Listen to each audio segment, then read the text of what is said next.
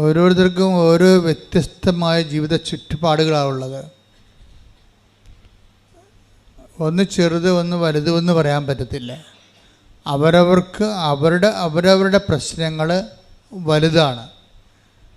അങ്ങനെ പ്രശ്നങ്ങൾ വലുതാണോ ചെറുതാണോ എന്ന് അടിസ്ഥാനപ്പെടുത്തിയിരിക്കുന്നത് നമ്മളുടെ കഴിവുകേടും അനുസരിച്ചാണ്. അപ്പം നമ്മുടെ ലക്ഷ്യം പ്രശ്നങ്ങളെക്കാൾ ഉപരി കഴിവ് വർദ്ധിപ്പിക്കുക എന്നുള്ളതാണ്.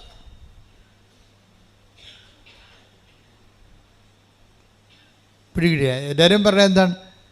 എല്ലാ മനുഷ്യരും പറയണം, എൻ്റെ അമ്മോ എനിക്കുണ്ടായ അത്രയും സങ്കടം ലോകത്തൊരിടത്തും ആർക്കും ഉണ്ടായിട്ടില്ലെന്നാണ് പറഞ്ഞത്.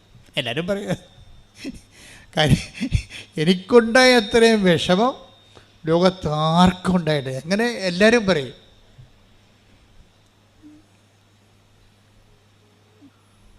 അപ്പോഴേ എല്ലാവർക്കും എല്ലാവരുടെയും സങ്കടം ഏറ്റവും വലുതാണ്. അപ്പോൾ നിന്നെപ്പോലെയാണോ എനിക്ക്, എന്നെപ്പോലെയാണോ നിനക്കെന്നൊക്കെ ചോദിക്കും, കമ്പയർ ചെയ്യും. സങ്കടങ്ങളെ കമ്പയർ ചെയ്യാൻ പറ്റത്തില്ല. സങ്കടം കമ്പയർ ചെയ്യണത് ഓരോ മനുഷ്യൻ്റെ അതിനെ തരണം ചെയ്യാനുള്ള കഴിവ് അടിസ്ഥാനപ്പെടുത്തിയാണ്. ചിലർക്ക് നല്ലവണ്ണം പിടിക്കാനുള്ള കഴിവുണ്ട്. മാനുഷികമായിട്ട് തന്നെ ചിലർക്ക് സങ്കടങ്ങളെ പിടിക്കാൻ നല്ല കഴിവുണ്ട്. ചിലർക്ക് ഒരു കഴിവുമില്ല. മാനുഷികമായിട്ട് ഇപ്പോൾ തന്നെ ലാൻഡ് സ്ലൈഡ് ഉണ്ടായപ്പോൾ ഒരപ്പച്ചൻ പറഞ്ഞത് എന്താണ്? ഞാൻ മാത്രം അവശേഷിച്ചെന്നാണ്. എന്തിനാണ്? മറ്റുള്ളവരുടെ പിരിഞ്ഞു പോയവരുടെ, എൻ്റെ വീട്ടിൽ നിന്ന് വിട്ടുപോയവരുടെ അവസാന കുഴിക്കൽ മണ്ണ് വാരി ഇടാൻ വേണ്ടി ഞാൻ മാത്രം അവശേഷിച്ചു എന്നാണ് പറയണത്. അപ്പോൾ ഞാനവർക്ക് ആ വീട്ടിലെ 4 പേര് ആണ് അപ്രത്യക്ഷമായത്, പിരിഞ്ഞു പോയത്. എന്നിട്ട് ഈ അപ്പൻ ഒറ്റക്ക് അത് താങ്ങുകയാണ്. എന്നിട്ട് അദ്ദേഹം അത് പറയുന്നുണ്ട്, ആ പിരിഞ്ഞുപോയി വിട കൊണ്ടുപോയ ആ 4 പേരുടെ നിശ്ചലമായ ശരീരത്തിൽ മണ്ണ് ഇട്ട് വിട കൊടുക്കാൻ വേണ്ടി ഞാൻ മാത്രം അവശേഷിച്ചെന്നാണ് പറയണത്.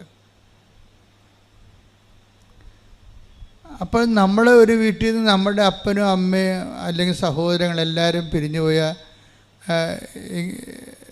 നിങ്ങൾക്ക് ചിലർക്ക് പിന്നെ എന്തിനാ ജീവിക്കണം തോന്നും, അല്ലേ? പിന്നെ എന്തിനാ ജീവിക്കണം തോന്നും. ഇപ്പം കുഞ്ഞുങ്ങൾ മരിച്ചാൽ പോലും ഇപ്പോഴേ ഈ വീട്ടുമാംസം കൊടുത്ത കുഞ്ഞുങ്ങളുണ്ടാകും. വീട്ടുമാംസം കൊടുത്ത കുഞ്ഞുങ്ങൾ, വീട്ടുമാംസം എന്ന് പറഞ്ഞത് വീട്ടിൽ മാമോദിസ കൊടുക്കും. കാര്യം പ്രസവിച്ച ഉടനെ മരിക്കുന്ന കുഞ്ഞുങ്ങളൊക്കെ ഉണ്ടാകും. ഇപ്പം അത് കുറവാണ്. ഇപ്പോൾ ഭയങ്കര ട്രീറ്റ്മെൻറ്റും ചൈൽഡ് കെയറും ഒക്കെ ഉള്ള കാരണം ഒത്തിരി മാലാഹപ്പെട്ടിയൊന്നും കാണുന്നില്ല. ഞങ്ങളുടെ കുഞ്ഞുനാളിലൊക്കെ എപ്പോഴും മാലാഹപ്പെട്ടിയുടെ ഘോഷയാത്രയായിരുന്നു. ഇപ്പോൾ ആരോഗ്യം, നമ്മുടെ പരിപാലന രംഗം എന്തുമാത്രം മാറിയിട്ടുണ്ടെന്ന് മനസ്സിലായില്ലേ? ഇപ്പം ആശാപ്രവർത്തകരും നിങ്ങളവർക്കും ആശാപ്രവർത്തകർക്ക് വരുമ്പോൾ അവർക്ക് വേറെ പണിയൊന്നുമില്ല, ശമ്പളം മേടിക്കാൻ. പക്ഷേ അവർ ആണ് അടിസ്ഥാന പ്രവർത്തകർ. അങ്ങനെ എല്ലാം സമൂഹത്തിൽ ചില അതുകൊണ്ടാണ് ഈ മാലാഹപ്പെട്ടി എന്ന് പറയുന്നത് എന്താണ്? ഒരു 10 കുഞ്ഞുങ്ങൾ ജനിച്ചാൽ, ഒരു 60കളിലൊക്കെ 10 കുഞ്ഞുങ്ങൾ ജനിച്ചാൽ അതിൻ്റെ അകത്ത് 5 മരിച്ചിരിക്കും. ഗർഭിണി ഉൾപ്പെടെ മരിക്കും. അങ്ങനെ എണ്ണം കൂടെ. വളരെ പണ്ടത്തെ അപ്പാവന്മാരൊക്കെ 3 കെട്ടിയതൊക്കെ പണം അങ്ങനെയാണ്. പണ്ടത്തെ ചരിത്രത്തിൽ നോക്കിയാൽ മതി. ഒരു പുരുഷന് ഒരിക്കലും പ്രശ്നമില്ല, പ്രസവിക്കുന്ന ചേച്ചിമാർക്കേ പ്രശ്നമുള്ളൂ. നിങ്ങളൊക്കെയാണ് ഈ കാലത്ത് രക്ഷപ്പെട്ടതെന്ന് പറയാം. എന്നുവെച്ചാൽ ഒരു പണ്ടത്തെ അപ്പാവന്മാർ ചരിത്രം കേട്ട് കഴിഞ്ഞാൽ ഒരാൾ 4 കെട്ടി 3 കെട്ടിയെന്ന് വെച്ചാൽ ഒരാൾ ആ സ്ത്രീ ആ വൈഫ് മരിച്ചിട്ടാണ് ഒരാളെ കെട്ടണത്. അങ്ങനെ 3 കുടി 4 കുടി എന്നൊക്കെ പറയും. അതൊക്കെ എന്ത് വ്യത്യാസമുണ്ടായി ആ മേഖലയിൽ ഗൈനക്കിൻ്റെ മേഖലയിൽ ഭയങ്കരമായ ഗ്രോത്ത്, സംരക്ഷണം വന്നു. ആ മെഡിക്കൽ സെറ്റപ്പ്, അവിടെ പ്രവർത്തിക്കുന്നവർ, നഴ്സുമാർ, ഡോക്ടർമാർ, അവരെല്ലാവരെയും സമർപ്പിച്ചുകൊണ്ട് ശ്രദ്ധിക്കട്ടെ. ഹല്ലേലൂയ,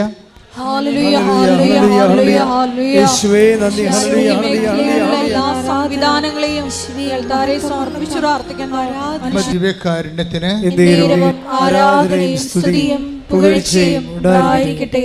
ഇപ്പം ഞാൻ പെട്ടെന്ന് മരിച്ചിട്ടുള്ള പ്രസവിച്ച് മരിച്ച കുഞ്ഞുങ്ങളുടെ കുറേ പിണവെടുത്തിട്ടുണ്ട് ആദ്യകാലങ്ങളിൽ. ഇപ്പം കുറവാണെന്നേ ഉള്ളൂ ആദ്യകാലങ്ങളിൽ.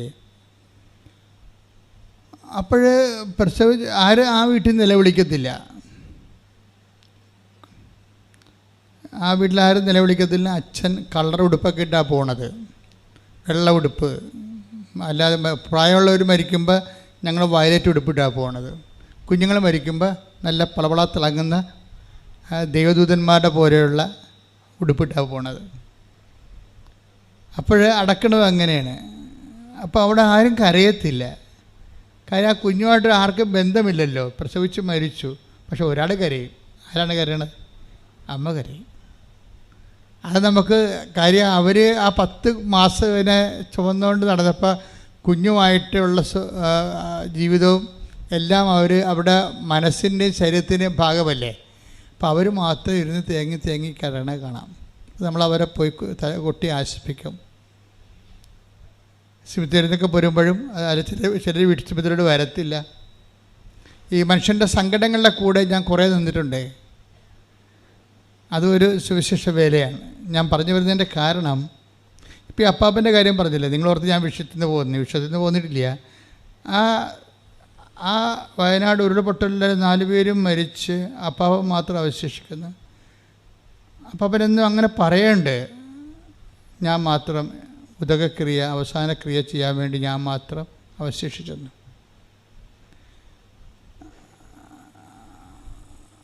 അപ്പോൾ അത് അപ്പാപ്പന് നല്ല പവറാണ് ശരിക്കും. ഈ സങ്കടങ്ങളെ, കുറേ സങ്കടം അനുഭവിച്ച ആളായിരിക്കും പണ്ടേ, ജീവിതത്തിൽ തീയിലൂടെ വന്ന ആളായിരിക്കും. അതുകൊണ്ടാണ് ഈ വെയിലത്ത് വാടാതെ അങ്ങനെ നിൽക്കണത്. അപ്പം അങ്ങനെ മനുഷ്യർ നിൽക്കും. തീയിലൂടെ വന്നവർ വെയിലത്ത് വാടാതെ അങ്ങനെ നിൽക്കും. പക്ഷേ ക്രിസ്ത്യാനിറ്റിയിൽ വരുമ്പോൾ വ്യത്യാസം വരും. ക്രിസ്ത്യാനിറ്റി സഹനത്തിന് സഹിക്കാനൊരു കഴിവല്ല നോക്കണത്.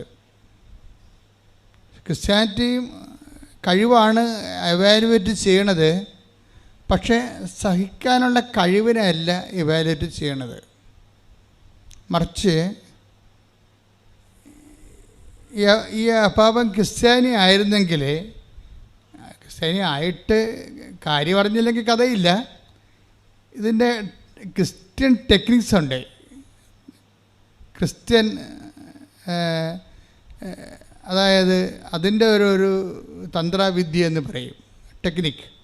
എന്ന് വെച്ച് കഴിഞ്ഞാൽ ഈ സഹനത്തെ കൺവേർട്ട് ചെയ്യാൻ അറിഞ്ഞില്ലെങ്കിൽ ഈ കഴിവ് കൊണ്ട് വലിയ പ്രയോജനമൊന്നുമില്ല. ക്രിസ്ത്യാനിറ്റിയെ മറ്റ് വിഷയത്തിൽ നിന്ന് വ്യത്യസ്തമാക്കുന്നത് കൺവേർഷൻ നല്ല ശരിക്കും നമ്മൾ ഭക്ഷണപദാർത്ഥങ്ങളെ കൺവേർട്ട് ചെയ്തിട്ടല്ലേ, മെറ്റാബോളിസത്തിലൂടെ നമ്മൾ കഴിക്കുന്ന ഭക്ഷണപദാർത്ഥങ്ങളെ കൺവേർട്ട് ചെയ്യുകയല്ലേ ബോഡി ചെയ്യേണ്ടത്. എന്നിട്ട് ബ്ലഡിലൂടെ അത് ബ്ലഡിലേക്ക് ലയിപ്പിക്കുന്ന ബ്ലഡിനാവശ്യമായ മിനറൽസ് കൊണ്ട് ബോഡിയുടെ കോശങ്ങളെ അത് വലുതാക്കുന്നു.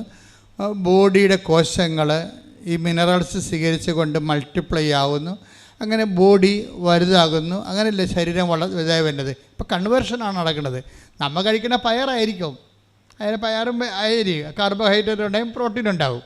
ഇത് കഴിക്കുമ്പോൾ ഇതിൻ്റെ പചന പ്രക്രിയയിൽ അതിനെ ആ മെറ്റാബോളിസത്തിൻ്റെ പചന പ്രക്രിയയിൽ അതിനെ ഡിവൈഡ് ചെയ്തിട്ട് അതിനകത്ത് മിനറൽസ് മാത്രം രക്തം എടുക്കും.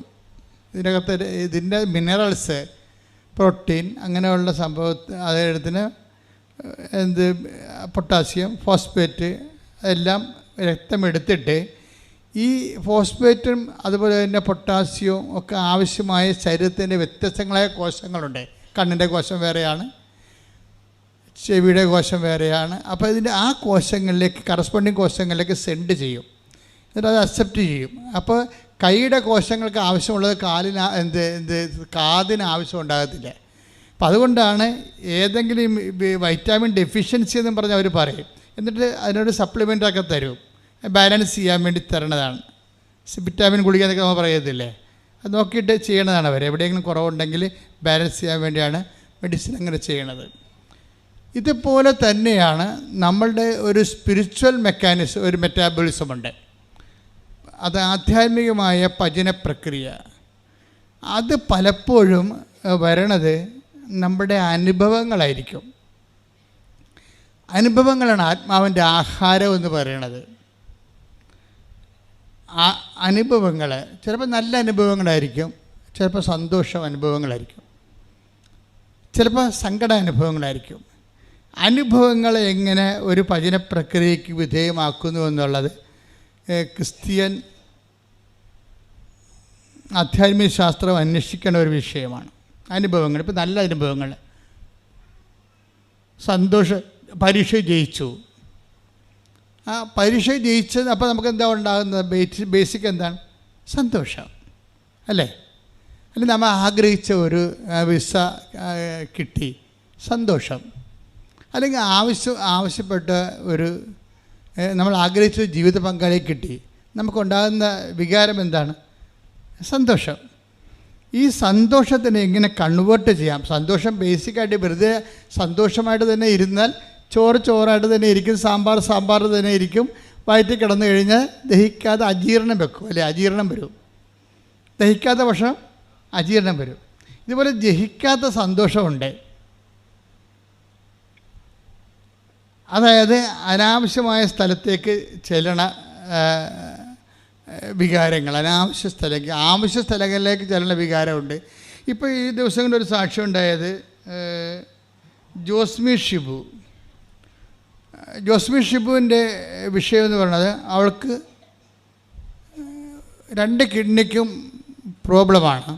2 കിഡ്നിയുടെ പ്രോബ്ലം കിഡ്നിയുടെ തനത് പ്രശ്നങ്ങളല്ല, മറിച്ച് യൂറിനറി ബ്ലാഡറിൻ്റെ പ്രോബ്ലമാണ്, മൂത്രസഞ്ചിയുടെ പ്രശ്നമാണ്. മൂത്രസഞ്ചിയുടെ ബലം, അതിനൊരു പിടിച്ചെടുത്താനുള്ള ബലം കുറഞ്ഞു പോകുന്നു. ബലം കുറഞ്ഞു കഴിഞ്ഞാൽ അതിനൊരു റബ്ബർ പോലെ ഒരു ഇലാസ്റ്റിസിറ്റി ഉണ്ട് അതിന്. അപ്പോൾ അതിനകത്ത് നിൽക്കണത്. അപ്പോൾ അതുകൊണ്ട് അതിൻ്റെ ഒരു പവർ കുറഞ്ഞ് പോയിട്ട് അതിങ്ങനെ ഒരു ബ്ലഡി ലുക്കായി, രക്തത്തിൻ്റെ ഒരു ലുക്കായി. നമ്മൾ ചുവപ്പ് ബലൂൺ വീർപ്പിച്ച് കിട്ടാൽ എങ്ങനെ ഇരിക്കും അതുപോലെയായി. അപ്പോൾ ഇത് ഭയങ്കര സീരിയസ് വിഷയമായപ്പോൾ ഇത് സ്കാനിങ് റിപ്പോർട്ടൊക്കെ ടെസ്റ്റൊക്കെ ചെയ്തപ്പോൾ മനസ്സിലായത്, ഈ 2 കിഡ്നിയുടെ നിന്ന് നമ്മളുടെ ഈ ബ്ലാഡറിലേക്ക് പോകുന്ന ആ മൂത്രനാളി ബ്ലോക്കായിരിക്കുകയാണ്. ബ്ലോക്കാകുമ്പോൾ മൂത്രനാളിലേക്ക് കിഡ്നിയിൽ നിന്ന് പോണത്, അരിച്ച് പോണത്, അതിന് പകരത്ത് റിട്ടേൺ അടിച്ചിട്ട് മറ്റേ വലത് കിഡ്നിയിലേക്ക് അത് പോകും. ആ മൂത്രം വലത് കിഡ്നിയിലേക്ക് കയറിപ്പോവും. ഇത് ഇൻഫെക്ഷൻ ഉണ്ടാക്കിയിട്ട് എല്ലായിടത്തും പ്രോബ്ലം. അവസാനം ഇവരുടെ കിഡ്നി ഒരെണ്ണം മുറിച്ച് മാറ്റേണ്ടി വന്നു. അത്രയും സീരിയസ് ആയ വിഷയം. ഒരു കിഡ്നി മുറിച്ച് മാറ്റി. അപ്പോൾ അതിൻ്റെ ആ ബ്ലോക്കും എല്ലാം ഉൾപ്പെടെയുള്ള നാളുകളാണ് മുറിച്ച് മാറ്റിയിരിക്കുന്നത്. അപ്പോൾ കുറച്ചിങ്ങനെ പോയി. അവൾ 3-4 ദിവസം ആശുപത്രി കിടന്ന് ഭയങ്കര വേദനയൊക്കെ അനുഭവിച്ച് സങ്കടപ്പെട്ടൊക്കെയാണ് ഇത് തീർത്തത് ഒരു കണക്ക്. എന്നാലും ഇപ്പോഴും കിഡ്നിയില്ല, നാളിയും ഇല്ലാത്ത രീതിയിൽ നിൽക്കുക. ആ അവസ്ഥയിൽ ജോസ്മി പിന്നെയൊക്കെ ചെയ്യണത്, പിന്നെയും പഴയതുപോലുള്ള ചെറിയ ബുദ്ധിമുട്ടൊക്കെ തുടങ്ങിയപ്പോൾ ഡോക്ടറെ ചെന്ന് കണ്ടപ്പോൾ ഡോക്ടർ പറഞ്ഞ് മൂത്രനാളി ഇപ്പോഴും പഴയതുപോലെ തന്നെ ഇരിക്കുകയാണ്, ബ്ലാഡർ, മൂത്രനാളില്ല, മൂത്രസഞ്ചി ഇപ്പോഴും പഴയ അവസ്ഥ തന്നെയാണ്. അതിന് ഇനി ചെയ്യാനുണ്ടെങ്കിൽ കുടൽ മുറിക്കണം. കുടലിനെ മുറിച്ച് അതിൻ്റെ ഭാഗങ്ങൾ എടുത്തിട്ട് മൂത്രസഞ്ചിയിൽ തുന്നിപ്പിടിപ്പിച്ചിട്ട് അതിൻ്റെ ഒരു ഓപ്പറേഷൻ, അത് മേജർ ഓപ്പറേഷനാണ്, കുറേ സമയമെടുക്കുമെന്നൊക്കെ പറഞ്ഞ്. അത് ഭയങ്കര പാടാണ്. കാര്യം ഇപ്പോൾ മറ്റേ മൂത്രനാളിക്കും ബ്ലോക്ക് വരാൻ തുടങ്ങിയിട്ടുണ്ട് എന്നൊക്കെ പറഞ്ഞപ്പോൾ ഇവർ ആകപ്പാടെ ജീവിതം ഒരു വല്ലാത്തൊരവസ്ഥയിലേക്ക് പോവുകയാണ് ഈ സംഭവം. അപ്പോൾ ഇത്രയും മൂർധന്യത്തിലായപ്പോൾ അടുത്ത കിഡ്നിയും കൂടി നഷ്ടപ്പെടുമെന്ന് ജോസ്മിക്ക് തോന്നിയപ്പോൾ അപ്പോഴാണ് അവർ ഉടമ്പടിയെക്കുറിച്ച് കേൾക്കണത്. നിങ്ങൾക്കറിയാമല്ലോ, ഉടമ്പടിയെ ഒരു മനുഷ്യൻ്റെ ജീവിതം ഇപ്പോൾ രണ്ട് ഈ ലോകചരിത്രം പോലെ ഇരിക്കുകയാണ്. ഇപ്പോൾ ലോകചരിത്രം യേശുക്രിസ്തുവിന് നമ്മൾ കർത്താവിന് AD BC എന്നൊക്കെ പറയത്തില്ലേ, ബിഫോർ ക്രൈസ്റ്റ്, അന്നോ ഡൊമിനി എന്നൊക്കെ പറയും. അത് കർത്താവിൻ്റെ വർഷവും കർത്താവിന് മുമ്പുള്ളതും. ചിലരുടെ ജീവിത ചരിത്രം നോക്കാനാണെങ്കിൽ അവർ ഉടമ്പടിയെക്കുറിച്ച് കേൾക്കണതിന് മുമ്പ് കേട്ടതിന് ശേഷവും വ്യത്യാസമുണ്ട്. അതാണ് വിഷയം. അത്രയും ഉടമ്പടി ഒരു ഡിസിസീവ് പോയിൻ്റ് ആകുന്നുണ്ട്. ഉടമ്പടി ചിലരുടെ ജീവിതത്തിൽ അവിടെ സാക്ഷ്യം വെക്കുക മനസ്സിലാവും. ഉടമ്പടി എൻ്റെ ജീവിതം ഉടമ്പടിക്ക് മുമ്പും ഉടമ്പടിക്ക് ശേഷവും. നിങ്ങൾ തന്നെ നിങ്ങളുടെ ജീവിതം ഒന്ന് പരിശോധിച്ചാൽ മനസ്സിലാവും. നിങ്ങളത് ഐഡൻറ്റിഫൈ ചെയ്ത് അതിനൊന്ന് മനസ്സിലാക്കാൻ വേണ്ടി ഒന്ന് ചാർട്ട് ചെയ്ത് കഴിഞ്ഞാൽ മനസ്സിലാകും എൻ്റെ ജീവിതം ഉടമ്പടിക്ക് മുമ്പും ഉടമ്പടിക്ക് ശേഷവും രണ്ടായിട്ട് തിരിക്കാം. ഈ സാക്ഷ്യം പറഞ്ഞ പലരുടെ ആൾക്കാരുടെയും ജീവിതത്തെ ഇങ്ങനെ രണ്ടായിട്ട് തിരിക്കാൻ പറ്റും. എന്താണ്? ഉടമ്പടിക്ക് മുമ്പും ഉടമ്പടിക്ക് ശേഷവും. ഇപ്പോൾ ജോസ്മി ഇപ്പം നോക്കിയേ, ലിവിങ് ഓൺ ദി എഡ്ജാണ്. അവസാനത്തെ അറ്റത്ത് നിൽക്കുക, അടുത്തേക്ക് എണ്ണിയും പോകുന്ന കണ്ടീഷനിൽ. അല്ലെങ്കിൽ പിന്നെ കുടലും മുറിച്ചിട്ട് അതിൻ്റെ കഷ്ണം എടുത്തിട്ട് രണ്ടാമത് മൂത്രസഞ്ചി നിർമ്മിക്കണം. ഓഹോ, ഭയങ്കരമാണത് ശരിക്കും പറഞ്ഞാൽ. നിങ്ങൾ ഓരോ അവയവങ്ങളൊക്കെ ഉള്ളപ്പോഴേ നിങ്ങളതൊക്കെ വയറേലും നെഞ്ചിലൊക്കെ തൊട്ട് ദൈവത്തോട് നന്ദി പറയണം. ആരോഗ്യമായിരിക്കുമ്പോൾ അതിനത് കേടാകാൻ വേണ്ടി നന്ദി പറയാൻ പ്രാർത്ഥിക്കാൻ കാത്തിരിക്കരുത്. ആധ്യാത്മികത എന്ന് പറഞ്ഞ ഒരു നിലപാടാണ്. നിങ്ങളുടെ ഓരോ വിഷയത്തെക്കുറിച്ചുള്ള ദൈവത്തിൻ്റെ മുമ്പിലുള്ള നിങ്ങളുടെ കാഴ്ചപ്പാടുകളുടെ ആകത്തുകയ്ക്കാണ് ആധ്യാത്മികത എന്ന് പറയുന്നത്. ഇപ്പം നല്ലപ്പം ഇരിക്കുമ്പോൾ തന്നെ നിങ്ങളിതെല്ലാം സമർപ്പിക്കണം. കണ്ണിന് കാഴ്ച കാണാമല്ലോ, സമർപ്പിക്കണം. ഇപ്പോൾ ഇന്നലെ ഞാനൊരു കുഞ്ഞിനെ പ്രാർത്ഥിച്ചത് 2 കണ്ണിൻ്റെയും കാഴ്ച മങ്ങിക്കൊണ്ടിരിക്കുകയാണ്. ഞാൻ കുഞ്ഞിനെ നോക്കിയപ്പോൾ കുഞ്ഞിന് ഒരു 6 വയസ്സേ ഉള്ളൂ. 6 വയസ്സായപ്പോൾ തന്നെ 2 കണ്ണുകളുടെയും കാഴ്ചകൾ മങ്ങാൻ തുടങ്ങി. എനിക്ക് ശരിക്കും പറഞ്ഞാൽ സങ്കടം തോന്നി. ശരിക്കും പറഞ്ഞു, ഞാൻ പറഞ്ഞു, കർത്താവേ, അത് ജീവിക്കാൻ തുടങ്ങിയതേ ഉള്ളൂ. ഈ കാഴ്ച 2 ഓപ്ഷനാണ് ഞാൻ കർത്താവിനെ കൊടുത്തത്. ഒന്നുകിൽ മാതാവിൻ്റെ പ്രത്യക്ഷീകരണം ഓർത്തുകൊണ്ട് നീ ഈ കുഞ്ഞിനെ ഈ സ്റ്റാറ്റസിൽ കീപ്പ് ചെയ്യണം, അല്ലെങ്കിൽ ഇതിനെ പൂർണ്ണമായ കാഴ്ച കൊടുക്കണം. നമ്മളെപ്പോഴും നമ്മൾ ശ്രദ്ധിക്കേണ്ടത് നമ്മളുടെ സാധാരണ പ്രാർത്ഥനകളും ഉടമ്പടി പ്രാർത്ഥനയും തമ്മിൽ ഒത്തിരി വ്യത്യാസമുണ്ട്. ഇന്നലെ ഒരു സർക്കാരിൻ്റെ ഒരു ഹൈ ഓഫീസർ ഇവിടെ വന്നിട്ടുണ്ടായിരുന്നു. അവരൊരു പുതിയ ഓഫീസ് എടുക്കാൻ പോകുന്നു, സർക്കാർ അവർക്ക് കൊടുക്കാൻ പോകുന്നു, അതിനുവേണ്ടി പ്രാർത്ഥിക്കാൻ വേണ്ടി വന്നു. അപ്പോൾ ഞാൻ അവരോട് പ്രെയറിൻ്റെ എഫിക്കസിയെക്കുറിച്ച് ഭക്ഷണം കഴിക്കുന്ന സമയത്ത് പ്രാർത്ഥനയുടെ എഫിക്കസിയെക്കുറിച്ച് പറഞ്ഞു. കാര്യക്ഷമതയുള്ള പ്രാർത്ഥനയും കാര്യക്ഷമതയില്ലാത്ത ആൾക്കാർ വാരിക്കെട്ടിക്കോരി കുറേ പ്രാർത്ഥിക്കത്തില്ല, ഒരു കഥയുണ്ടാകത്തില്ല. പക്ഷേ കാര്യക്ഷമതയുള്ള പ്രാർത്ഥനയിൽ സംബന്ധിച്ചിടത്തോളം കണ്ടൻറ് ഓഫ് ഗോഡ് കൂടുതലായിരിക്കും. അതെപ്പോഴും നിങ്ങൾ ബുദ്ധിപരമായിട്ട്, പ്രാർത്ഥന ഒരു ഇൻ്റലക്ച്വൽ ബിസിനസ്സാണ്. Prayer is an intellectual business, അല്ലാതെ ഒരു ഇമോഷണൽ ബിസിനസ് അല്ലത്. ബിസിനസ് വെച്ചാൽ വിനിമയം. ഒരു പ്രാർത്ഥന ഒരു ബൗദ്ധിക വിനിമയമാണ്. ഈ പ്രാർത്ഥന നമ്മൾ ലോഞ്ച് ചെയ്യുമ്പോൾ തന്നെ നമുക്കറിയാൻ പറ്റും ഇത് ആ പ്രാർത്ഥന അതിൻ്റെ ലക്ഷ്യം കണ്ടെന്ന്. ചില പ്രാർത്ഥനയിൽ നമുക്കറിയത്തില്ലല്ലോ ഇത് ലക്ഷ്യം കാണോ ഇല്ലയെന്ന്. കാര്യം അത് പ്രോഗ്രാംഡ് അല്ലാത്തത് കൊണ്ടാണ്. Prayer is not programmed. Prayer ഉണ്ട്, പ്രോഗ്രാംഡ് അല്ലാത്ത പ്രെയർ ഉണ്ട്. എപ്പോഴും പ്രെയർ ഒരു പ്രോഗ്രാംഡ് പ്രെയർ ആയിരിക്കണം. അതിനാണ് നിങ്ങൾ സുവിശേഷം പഠിക്കുന്നതിൻ്റെ കാരണം. എന്നുവെച്ചാൽ ഒരു സംഭവം, ഒരു പ്രാർത്ഥന നിങ്ങൾ ലോഞ്ച് ചെയ്യാൻ, അപ്പോൾ നിങ്ങൾ ആദ്യം എന്ത് ചെയ്യണം? അതിൻ്റെ അകത്ത് ദൈവത്തിൻ്റെ ഷെയർ ആദ്യം മാറ്റിയേക്കണം. പിടിയ ഒരു പ്രാർത്ഥന നിങ്ങൾ ലോഞ്ച് ചെയ്യുമ്പോൾ ആ പ്രാർത്ഥന ദൈവത്തിൻ്റെ സ്വീകാര്യമാണെങ്കിൽ ആദ്യം ചെയ്യേണ്ട വിഷയം എന്താണെന്ന് അറിയാം? ബുദ്ധിപരമായിട്ട് ദൈവത്തിൻ്റെ ഷെയർ മാറ്റണം. അതിൻ്റെ അകത്തുനിന്ന് അത് റിസർവ് ചെയ്യണം. ഈ നിങ്ങളുടെ പണ്ടാരം പിടിച്ച പ്രാർത്ഥനയ്ക്ക് മൊത്തം ഉള്ളത് നിങ്ങളുടെ ഷെയർ മാത്രമേ ഉള്ളൂ. ഇതാണ് ഇതിൽ പണത്തിനൊരു ട്രാജഡി ആകാൻ കാരണം.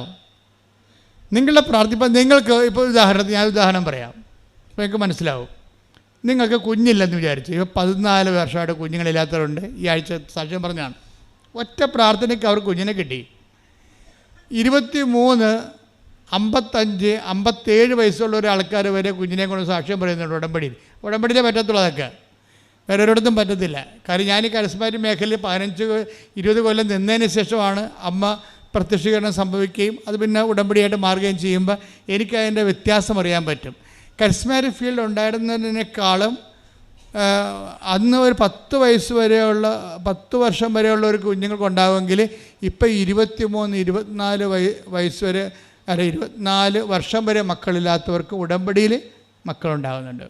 അതിന് അത്രയും 3 ഇരട്ടി വ്യത്യാസം വരുന്നുണ്ട്. നമ്മളിപ്പോൾ സംസാരിച്ചുകൊണ്ടിരിക്കുന്നത് പ്രാർത്ഥന ഒരു ബുദ്ധിപരമായ വിനിമയം എന്നുള്ള ടോപ്പിക്കാണ്.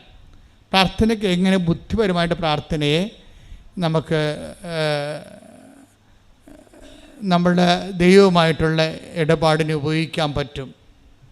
നിങ്ങൾക്ക് വന്നിരിക്കുന്ന പരാജയം, നിങ്ങൾ പ്രെയർ ലോഞ്ച് ചെയ്യുമ്പോൾ സംഭവിക്കുന്നത് അത് വല്ലാത്ത ഭൗമാകർഷണമുള്ള പ്രാർത്ഥനയാവും. ഈ പ്രാർത്ഥനയിൽ ഭൗമാകർഷണമുണ്ട്, ദൈവാകർഷണമുണ്ട്. നമ്മുടെ പ്രാർത്ഥന പലതും അതിൻ്റെ ഗതി പിടിക്കാത്തതിൻ്റെ കാരണം, അതിൻ്റെ ഗതി എന്ന് പറയണത് ഇപ്പം സുഗതൻ എന്നൊക്കെ പറഞ്ഞില്ലേ, സുഗതി എന്നൊക്കെ പറയുന്നതാണ് ബൗദ്ധിസത്തിൻ്റെ കാലത്തുണ്ടായിരുന്ന പേരാണ് സുഗതൻ. എന്ന് വെച്ചാൽ മനുഷ്യൻ അതിൻ്റെ നിർവ്വാണം പ്രാർത്ഥിക്കുമ്പോൾ അവർ സുഗതി എന്ന് പറയും. സുഗതം എന്ന് വെച്ചാൽ നല്ല ഗതി പ്രാപിക്കുക. അപ്പോൾ പ്രാർത്ഥനയ്ക്ക് അതിൻ്റെ ലക്ഷ്യം സാധിക്കുന്ന അതിൻ്റെ ഉദ്ദേശം എന്ന് വെച്ച് കഴിഞ്ഞാൽ അതുപോലെ തന്നെ ദുർഗതി പ്രാപിക്കുന്നവരുണ്ട്. ദുർമരണം എന്നൊക്കെ പറയത്തില്ലേ, ദുർഗതി പ്രാപിക്കുന്നവർ. അപ്പോൾ അതിനങ്ങനെയാണ് പറയണത്. അത് വേറെ ഒരു നീതിശാസ്ത്രമാണ്. ഞാൻ പറഞ്ഞു വരണത് പ്രാർത്ഥനയുടെ ഒരു ഗതിയുണ്ട്. ആ ഗതി പിടിക്കുന്ന പ്രാർത്ഥന എന്ന് പറയണത് എപ്പോഴും നമ്മൾക്ക് ഗതി പിടിപ്പിക്കാൻ പറ്റും. പ്രാർത്ഥനയെ നമുക്ക് ഗതി പിടിപ്പിക്കാൻ പറ്റും. അതാണ് പ്രോഗ്രാംഡ് പ്രെയർ എന്ന് പറയണത്. എന്ന് വെച്ച് കഴിഞ്ഞാൽ ആ പ്രാർത്ഥന ലോഞ്ച് ചെയ്യുമ്പോൾ അതിൻ്റെ ദൈവ അംശം അത് നമ്മൾ ഇൻഷുർ ചെയ്യണം ആദ്യമേ തന്നെ. പ്രാർത്ഥനയ്ക്ക് 2 അംശങ്ങളുണ്ട്. ഭൗമ അംശങ്ങളുമുണ്ട്, ദൈവ അംശങ്ങളുമുണ്ട്. ഭൗമ അംശം എന്ന് പറഞ്ഞാൽ എന്താണ്? നമുക്ക് വേണ്ടി നമുക്ക് ഉപയോഗിക്കാൻ പറ്റിയ കാര്യങ്ങളൊക്കെ ഭൗമ അംശങ്ങൾ. ഇത് പലപ്പോഴും ദൈവാംശങ്ങൾ പലപ്പോഴും ചില പ്രാർത്ഥനയ്ക്ക് ഉണ്ടാകത്തില്ല. ആ പ്രാർത്ഥന ലാഗ് ചെയ്തുകൊണ്ടേയിരിക്കും, കേൾക്കാൻ താമസിക്കും. ചിലപ്പോൾ കേൾക്കത്തില്ല, വേസ്റ്റ് പ്രെയർ ആവും. അതിന് ചെയ്യേണ്ട കാര്യം എന്ന് വെച്ച് കഴിഞ്ഞാൽ, ഈ ആദ്യം ചെയ്യേണ്ടത് ഒരു പ്രാർത്ഥന നമ്മൾ പ്രിപ്പയർ ചെയ്ത് ലോഞ്ചിങ് സിറ്റുവേഷനിൽ വന്നു കഴിഞ്ഞാൽ ഉടനെ നമ്മളതിൻ്റെ ഭൗമ അംശങ്ങളൊക്കെ പകുതിയോളം കുറച്ചിട്ട് ദൈവാംശം വെക്കണം അതിൻ്റെ അകത്ത്. അപ്പം നിങ്ങൾക്കത് ചിലർക്കത് ഞാൻ പറയണ മനസ്സിലാകണില്ല, എനിക്കറിയാം. അവർക്ക് നിങ്ങൾ നോക്കുമ്പോൾ എനിക്കറിയാൻ പറ്റും മനസ്സിലാകണില്ലെന്ന്. അത് ഉദാഹരണം, ഒരു കുഞ്ഞിനെ വേണം നമുക്ക്. 15 വർഷമായ മക്കളില്ല, ഒരു കുഞ്ഞിനെ വേണം. അപ്പം കുഞ്ഞിനെ വേണമെന്ന് പറയുമ്പോൾ അപ്പോഴീ കുഞ്ഞ് ജനിച്ചാൽ ആദ്യം ദൈവത്തിന് എന്താണ് പ്രയോജനം എന്നുള്ളതാണ് ദൈവാംശം അതിൻ്റെ അകത്ത്. നിങ്ങൾക്ക് മാത്രം ഞങ്ങൾ കർത്താവേ ഞങ്ങൾ മരിക്കാൻ നേരത്ത് ഞങ്ങൾ ആരെങ്കിലും നോക്കണ്ടേന്ന് മലയാളീസ് അങ്ങനെയല്ലേ പറയത്തുള്ളൂ. മലയാളീസ് കുഞ്ഞിനൊക്കെ ജനിപ്പിച്ചിരിക്കണത് എന്താണ്? ചകാൻ നേരത്തെ വല്ലൊരു കഞ്ഞി വെച്ച് തരേണ്ടതെന്ന് പറഞ്ഞല്ലേ കുഞ്ഞിനൊക്കെ ജനിപ്പിച്ചിരിക്കണത്. ഇപ്പം എല്ലാവരും പോയില്ല, രാജ്യം വിട്ട്. അപ്പം ഇനി ആ അഭ്യാസം നടക്കത്തില്ല. അങ്ങനെ കുഞ്ഞുങ്ങളെ വെച്ചൊരു അജണ്ട വെക്കാനും പറ്റത്തില്ല ഇപ്പം. കാര്യം എന്താണ്? അവർ മുട്ടയും പിരിയുമ്പോൾ തന്നെ അവർ വിസയും മേടിച്ച് നടുവിടാൻ പോയി. പിന്നെ ആര് നോക്കാനാണ്? നമ്മളെ നോക്കണമെങ്കിൽ വല്ല ബംഗാളികളും വരേണ്ടി വരും. അപ്പം അതിവിടെ ഞാൻ പറഞ്ഞു വരുന്നതിൻ്റെ കാരണം, ഒരു കുഞ്ഞ് ജനിക്കുമ്പോൾ തന്നെ ചില ആൾക്കാർ ദൈവത്തിനറിയാം ഈ കുഞ്ഞിനെ ഇവർക്ക് കൊടുത്തു കഴിഞ്ഞാൽ ഉള്ള കുർബാന കൂടി പോകുന്ന ദൈവത്തിനറിയാം. നിൻ്റെ സ്വഭാവം അനുസരിച്ചാണേ. ഈ പ്രാർത്ഥന അങ്ങോട്ട് ദൈവത്തിൻ്റെ അടുത്ത് ചെല്ലുമ്പോൾ തന്നെ ദൈവം ഇതിനെ സ്കാൻ ചെയ്യും. സ്കാൻ ചെയ്യുമ്പോൾ ഇവർക്ക് കുഞ്ഞിനെ കൊടുത്താലുള്ള കാലം ദൈവത്തിന് അറിയാൻ പറ്റും. എന്താണ്? ഇവിടെ പിന്നെ 5 കൊല്ലം പള്ളിക്ക് കയറത്തില്ല, കൊച്ചിനെ ദൈവമായിട്ട് ആരാധിക്കും. കാരണം താമസിച്ച് കിട്ടിയ സാധനമല്ലേ, ഒത്തിരി താമസിച്ചൊരു സാധനം കിട്ടിയത്. ഇപ്പോൾ താഴെ വെച്ചാൽ പേനരിക്കും, മുകളിൽ വെച്ചാൽ അത് താഴെ വെച്ചാൽ ഉറുമ്പരിക്കും, മുകളിൽ വെച്ചാൽ പേനരിക്കും എന്ന് പറഞ്ഞുകൊണ്ട് സ്വന്തം അമ്മായിയമ്മയെ കൊണ്ടുപോയി നോക്കിക്കത്തില്ല കുഞ്ഞിനെ. തള്ള നോക്കിയാൽ കുഞ്ഞിനെ കണ്ണിക്കേട് വരുമെന്ന് പറയും. പോരെ സമ്മതം നോക്കിയേ. പണ്ട് ഈ അമ്മായിയമ്മയും മരുമോളും തമ്മിലൊരു ഇഷ്യൂ ഒന്നും ഉണ്ടായില്ലേ. ഇപ്പോൾ കുഞ്ഞ് ജനിച്ച് കഴിഞ്ഞപ്പോൾ ഇവിടെ കുഞ്ഞിൻ്റെ അടുത്ത് തന്നെ ഇങ്ങനെ പാമ്പിൻ്റെ അടുത്ത് മുട്ടയെടുത്ത് പാമ്പിരിക്കണവരെ ഇരിക്കുകയാണ്. ഒരാരെക്കൊണ്ടും തൊടിയിക്കത്തില്ല, ആരെക്കൊണ്ടും ഇടിപ്പിക്കത്തില്ല, പിന്നെ പുറത്ത് വിടത്തില്ല. കുഞ്ഞ് വലുതായ തന്നെ പുറത്ത് പോയാൽ പറയും, പിന്നെ പുറത്തേക്ക് പോരത്തെ, കുഞ്ഞ് പുറത്ത് പോരടാ, എല്ലാം ചീത്ത പിള്ളേരാണ്, കൊള്ളാത്ത പിള്ളേരാണെന്ന് നാട്ടിൽ പറ്റാത്ത ചരക്ക് അടിസ്ഥാനത്ത് വളർത്തിയെടുക്കും. പല അണ്ണന്മാരും നാട് വിട്ട് പോയിരിക്കണം. എന്താണെന്ന് അറിയാമോ? നിങ്ങൾ വളർത്തിയതിൻ്റെ പേരിൽ നാട്ടിൽ പറ്റാത്ത ചരക്കായിട്ട് മാറി. എല്ലാവരും ഞാൻ കുറ്റം പറയണില്ല, പല ആൾക്കാർക്ക് നാട്ടുകാരുടെ പുച്ഛമാണ്. വളർന്നു വന്നിരിക്കുന്നത് ഞാനും ജനങ്ങളുടെ കൂടെ കഴിക്കല്ലേ. വളർന്നു വരിക്കുന്ന പല പെങ്കൊച്ചുങ്ങൾക്കും ആൺകൊച്ചുങ്ങൾക്കും നാട്ടുകാരുടെ പുച്ഛം, അയൽക്കാരോട്. എന്താ കാര്യം? ഈ അമ്മത്തള്ള പറഞ്ഞു കൊടുത്തിട്ടുണ്ട്, നാട്ടുകാർ കൊള്ളത്തില്ല, അയൽവാസികൾ കൊള്ളത്തില്ല. ഇവരാണ് കൊള്ളാത്തത്. ഇവർക്ക് പുറത്താക്കാൻ പറ്റാത്ത രീതിയിലുള്ള ഇൻട്രോവേർട്ടായിട്ടിരിക്കുകയാണ്. എന്നിട്ട് ഇവരാ ജനവുമായിട്ടൊരു ബന്ധവുമില്ല, അവരുടെ കൊച്ചിനെയും കൊണ്ടൊരു ബന്ധം ഉണ്ടാക്കിയതൊരു ജനവുമായിട്ട്. എന്നിട്ട് ഇതിനെ പൊതിഞ്ഞ് കെട്ടി അവസാനം വേണമെങ്കിൽ കൊച്ചിനെ കെട്ടിക്കഴിഞ്ഞാൽ ഭർത്താവിനെ ഉപേക്ഷിക്കുന്ന കുറേ ഭണ്ഡാരങ്ങൾ വേറെ ഉണ്ട്. അപ്പോൾ ദൈവത്തിന് അറിയാം ഇത് ഡൈവേഴ്സിലോട്ടാണ് പോകണമെന്ന്.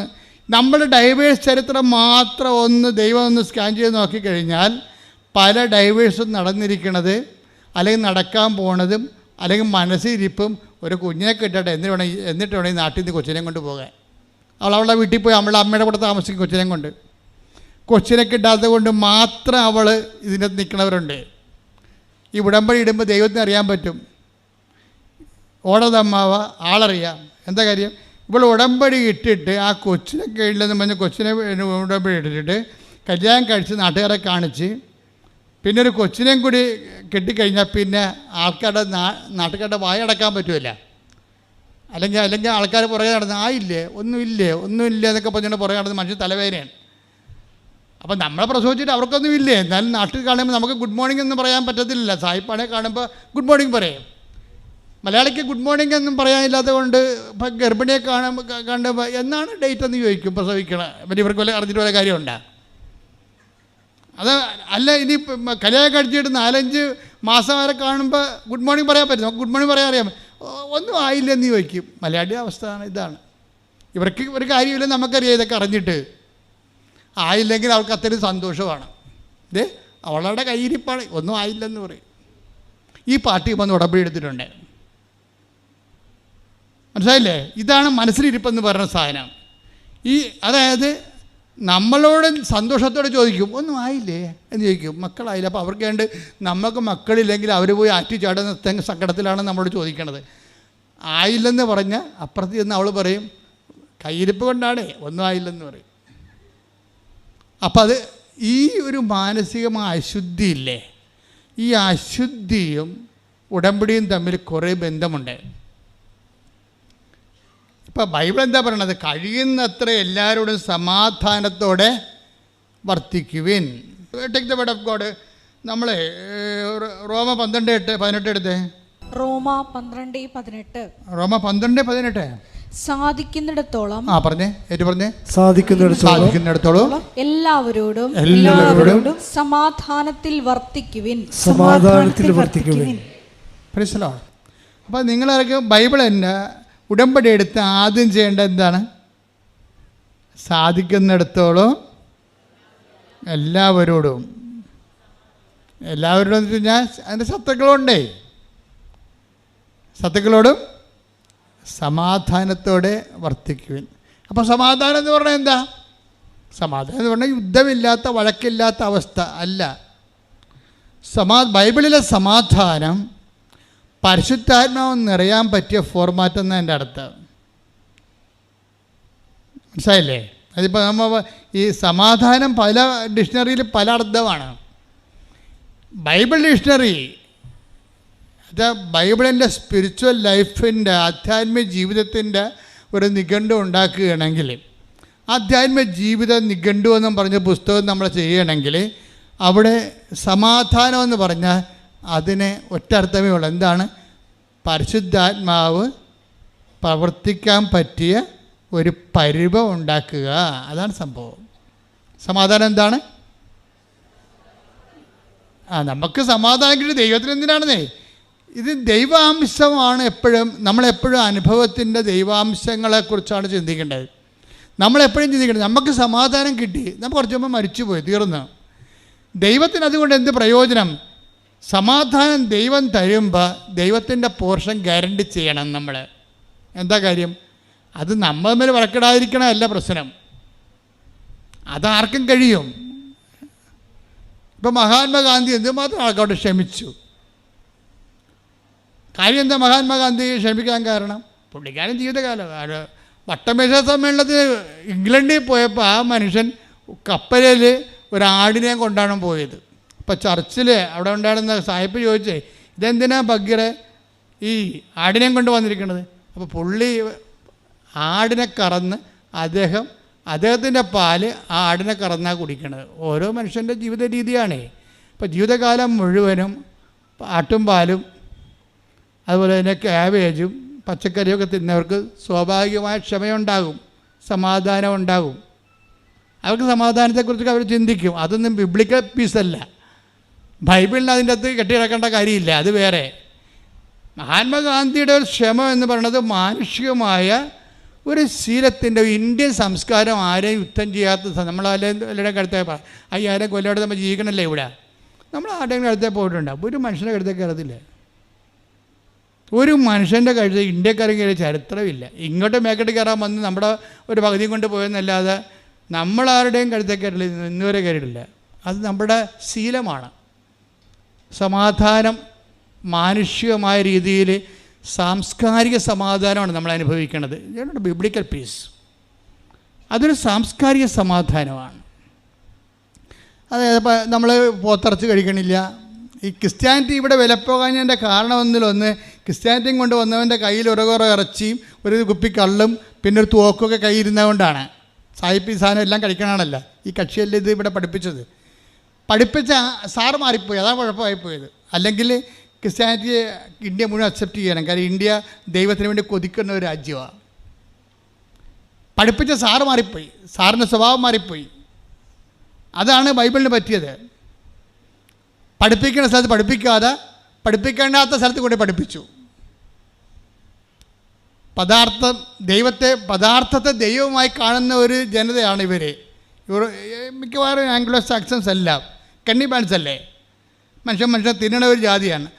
അപ്പോൾ അവരെ സംബന്ധിച്ചിടത്തോളം അവിടെ ഒരു പദാർത്ഥത്തിനാണ് പ്രാധാന്യം. ഇപ്പോഴും പദാർത്ഥത്തിനല്ലേ പ്രാധാന്യം? നമുക്ക് പദാർത്ഥത്തിനല്ല പ്രാധാന്യം. പദാർത്ഥം വിട്ടിട്ട്, ഉള്ള പദാർത്ഥങ്ങളെല്ലാം വിട്ടിട്ട് അര മറക്കാനുള്ള തുണി മാത്രം ഉടുത്തുകൊണ്ട് എല്ലാം ഉപേക്ഷിച്ച് കാട്ടിപ്പോയവരുടെ രാജ്യമാണിത്. അപ്പം അതുകൊണ്ട് തന്നെയാണ് നമ്മൾ ആദ്യകാലം വരെ സാംസ്കാരികമായ സമാധാനം കൈമുതലായിട്ടുള്ള ഒരു പൈതൃക സമാധാന ശീലമുള്ളവരാണ്. ഈ പൈതൃക സമാധാനം ബിബ്ലിക്കലല്ല ശരിക്കും പറഞ്ഞാൽ.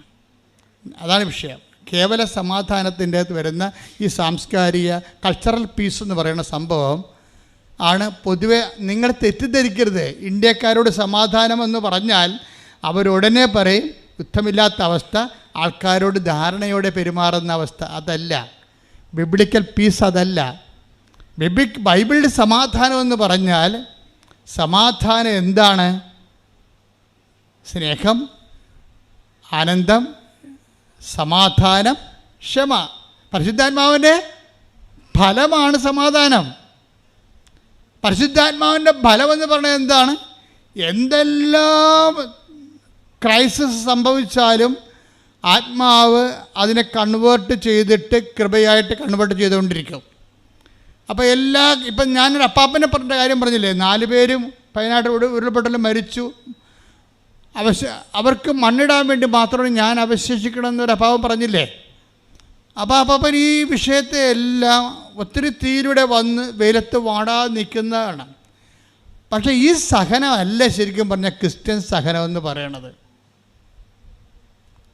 ഈ സഹനത്തിനെ കൺവേർട്ട് ചെയ്യണം. എങ്ങനെ കൺവേർട്ട് ചെയ്യും? ക്രിസ്തുവിൻ്റെ നാമം എന്ന് പറയുന്നൊരു കൺവേർഷൻ ഫോർമുലയാണ്.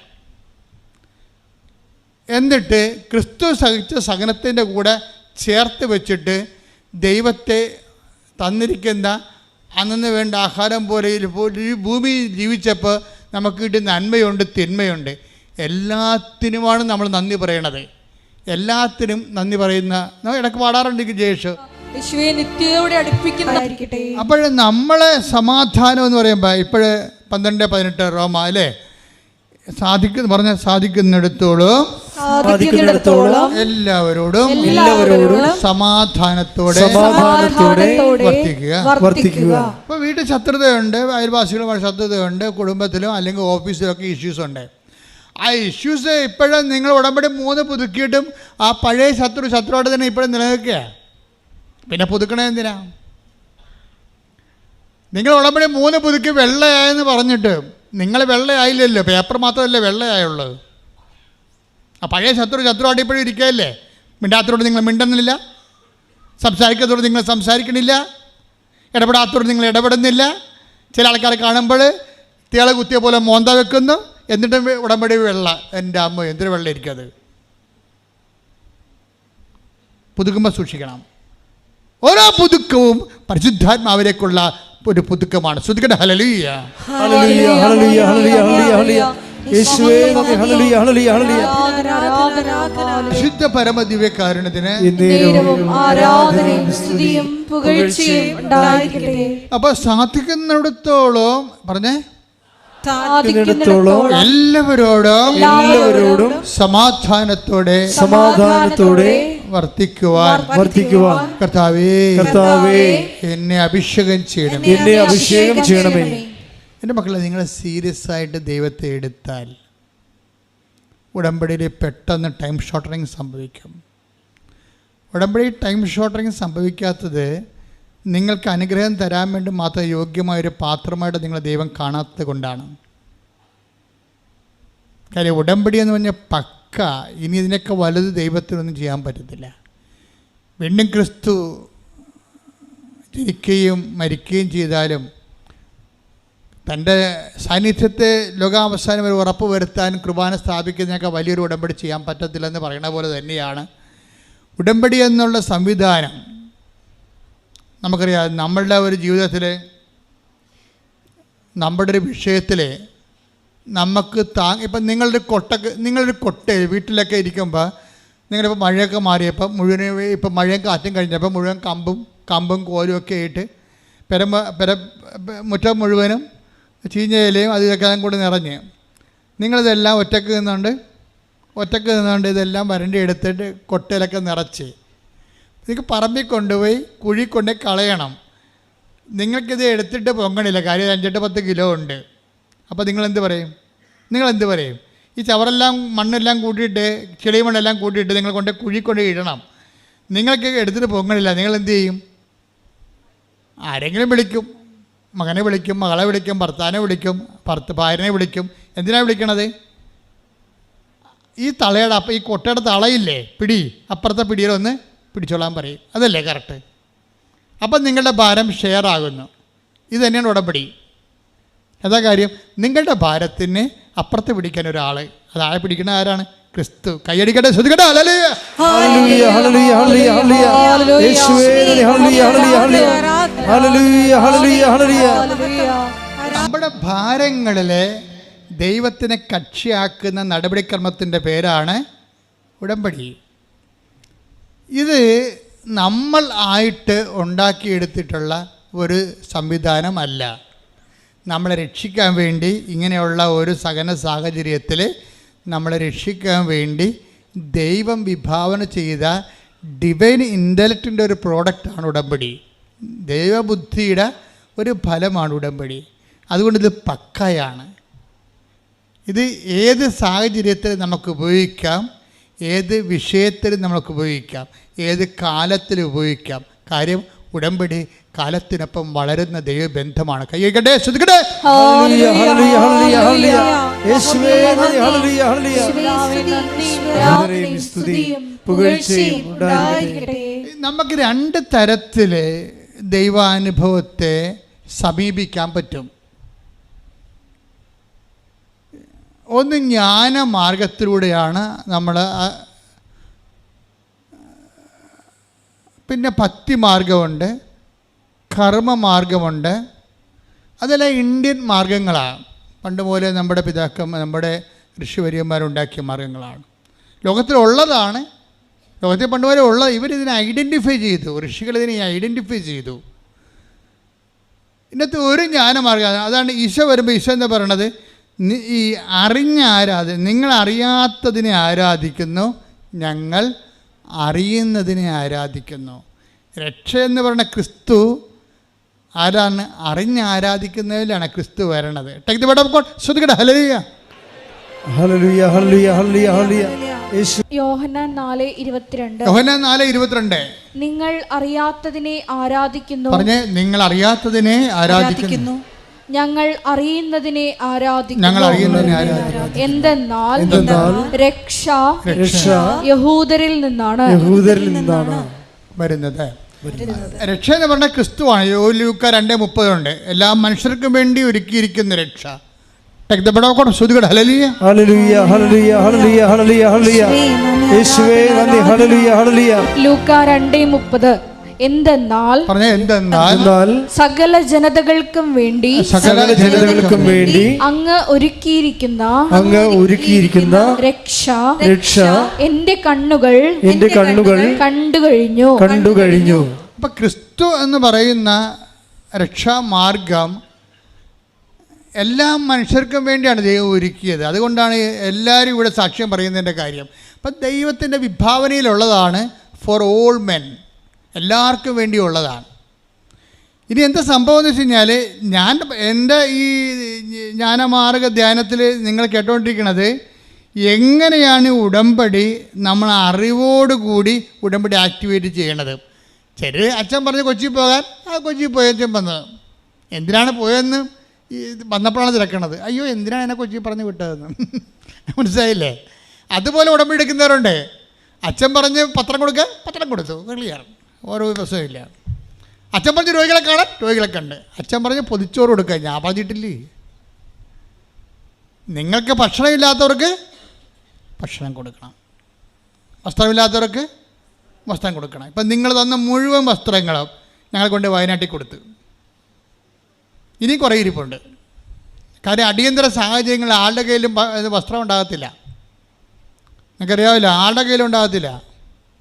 അപ്പം മനുഷ്യൻ നമ്മുടെ സമൂഹത്തിന് അത് നിങ്ങൾക്കറിയാവില്ല, എന്ത് ഒരു വിഷയം വരുമ്പോൾ വേദന അല്ലെങ്കിൽ ദുരന്തം, അത് മതവും ജാതിയും നോക്കിയിട്ടാണ് വരുന്നത്. അങ്ങനെയല്ല, പ്രകൃതിയിൽ എപ്പോഴും ഇത് ഉണ്ടാവും.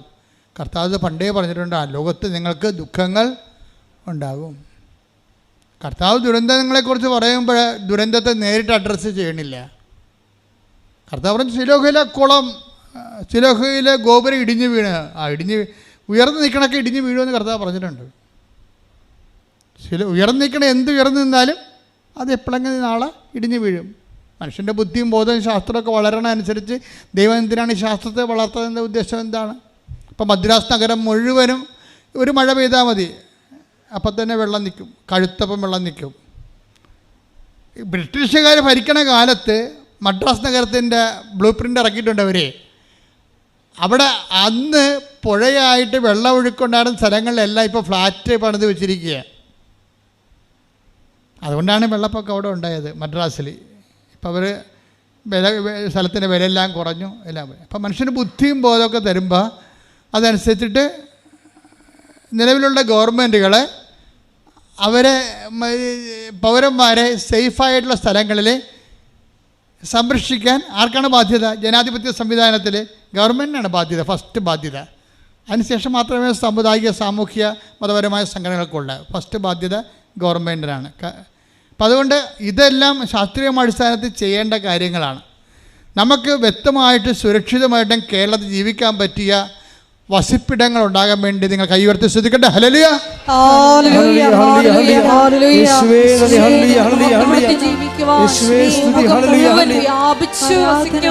ഞങ്ങൾക്ക് വാസഭൂമി നൽകിയതിന് നന്ദി പറയുന്നു.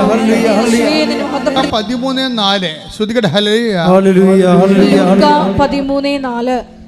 സീലോഹായിലെ ഗോപുരം ഇടിഞ്ഞു വീണ്. പറഞ്ഞേ, സിലോഹായിലെ ഗോപുരം ഇടിഞ്ഞു വീണ് കൊല്ലപ്പെട്ട ആ 18 പേർ അന്ന് ജെറുസലേമിൽ വസിച്ചിരുന്ന എല്ലാവരെയും കാൾ കുറ്റക്കാരായിരുന്നു എന്ന്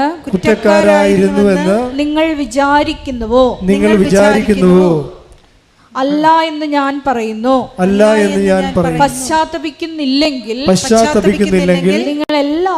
നിങ്ങൾ എല്ലാവരും അതുപോലെ നശിക്കും.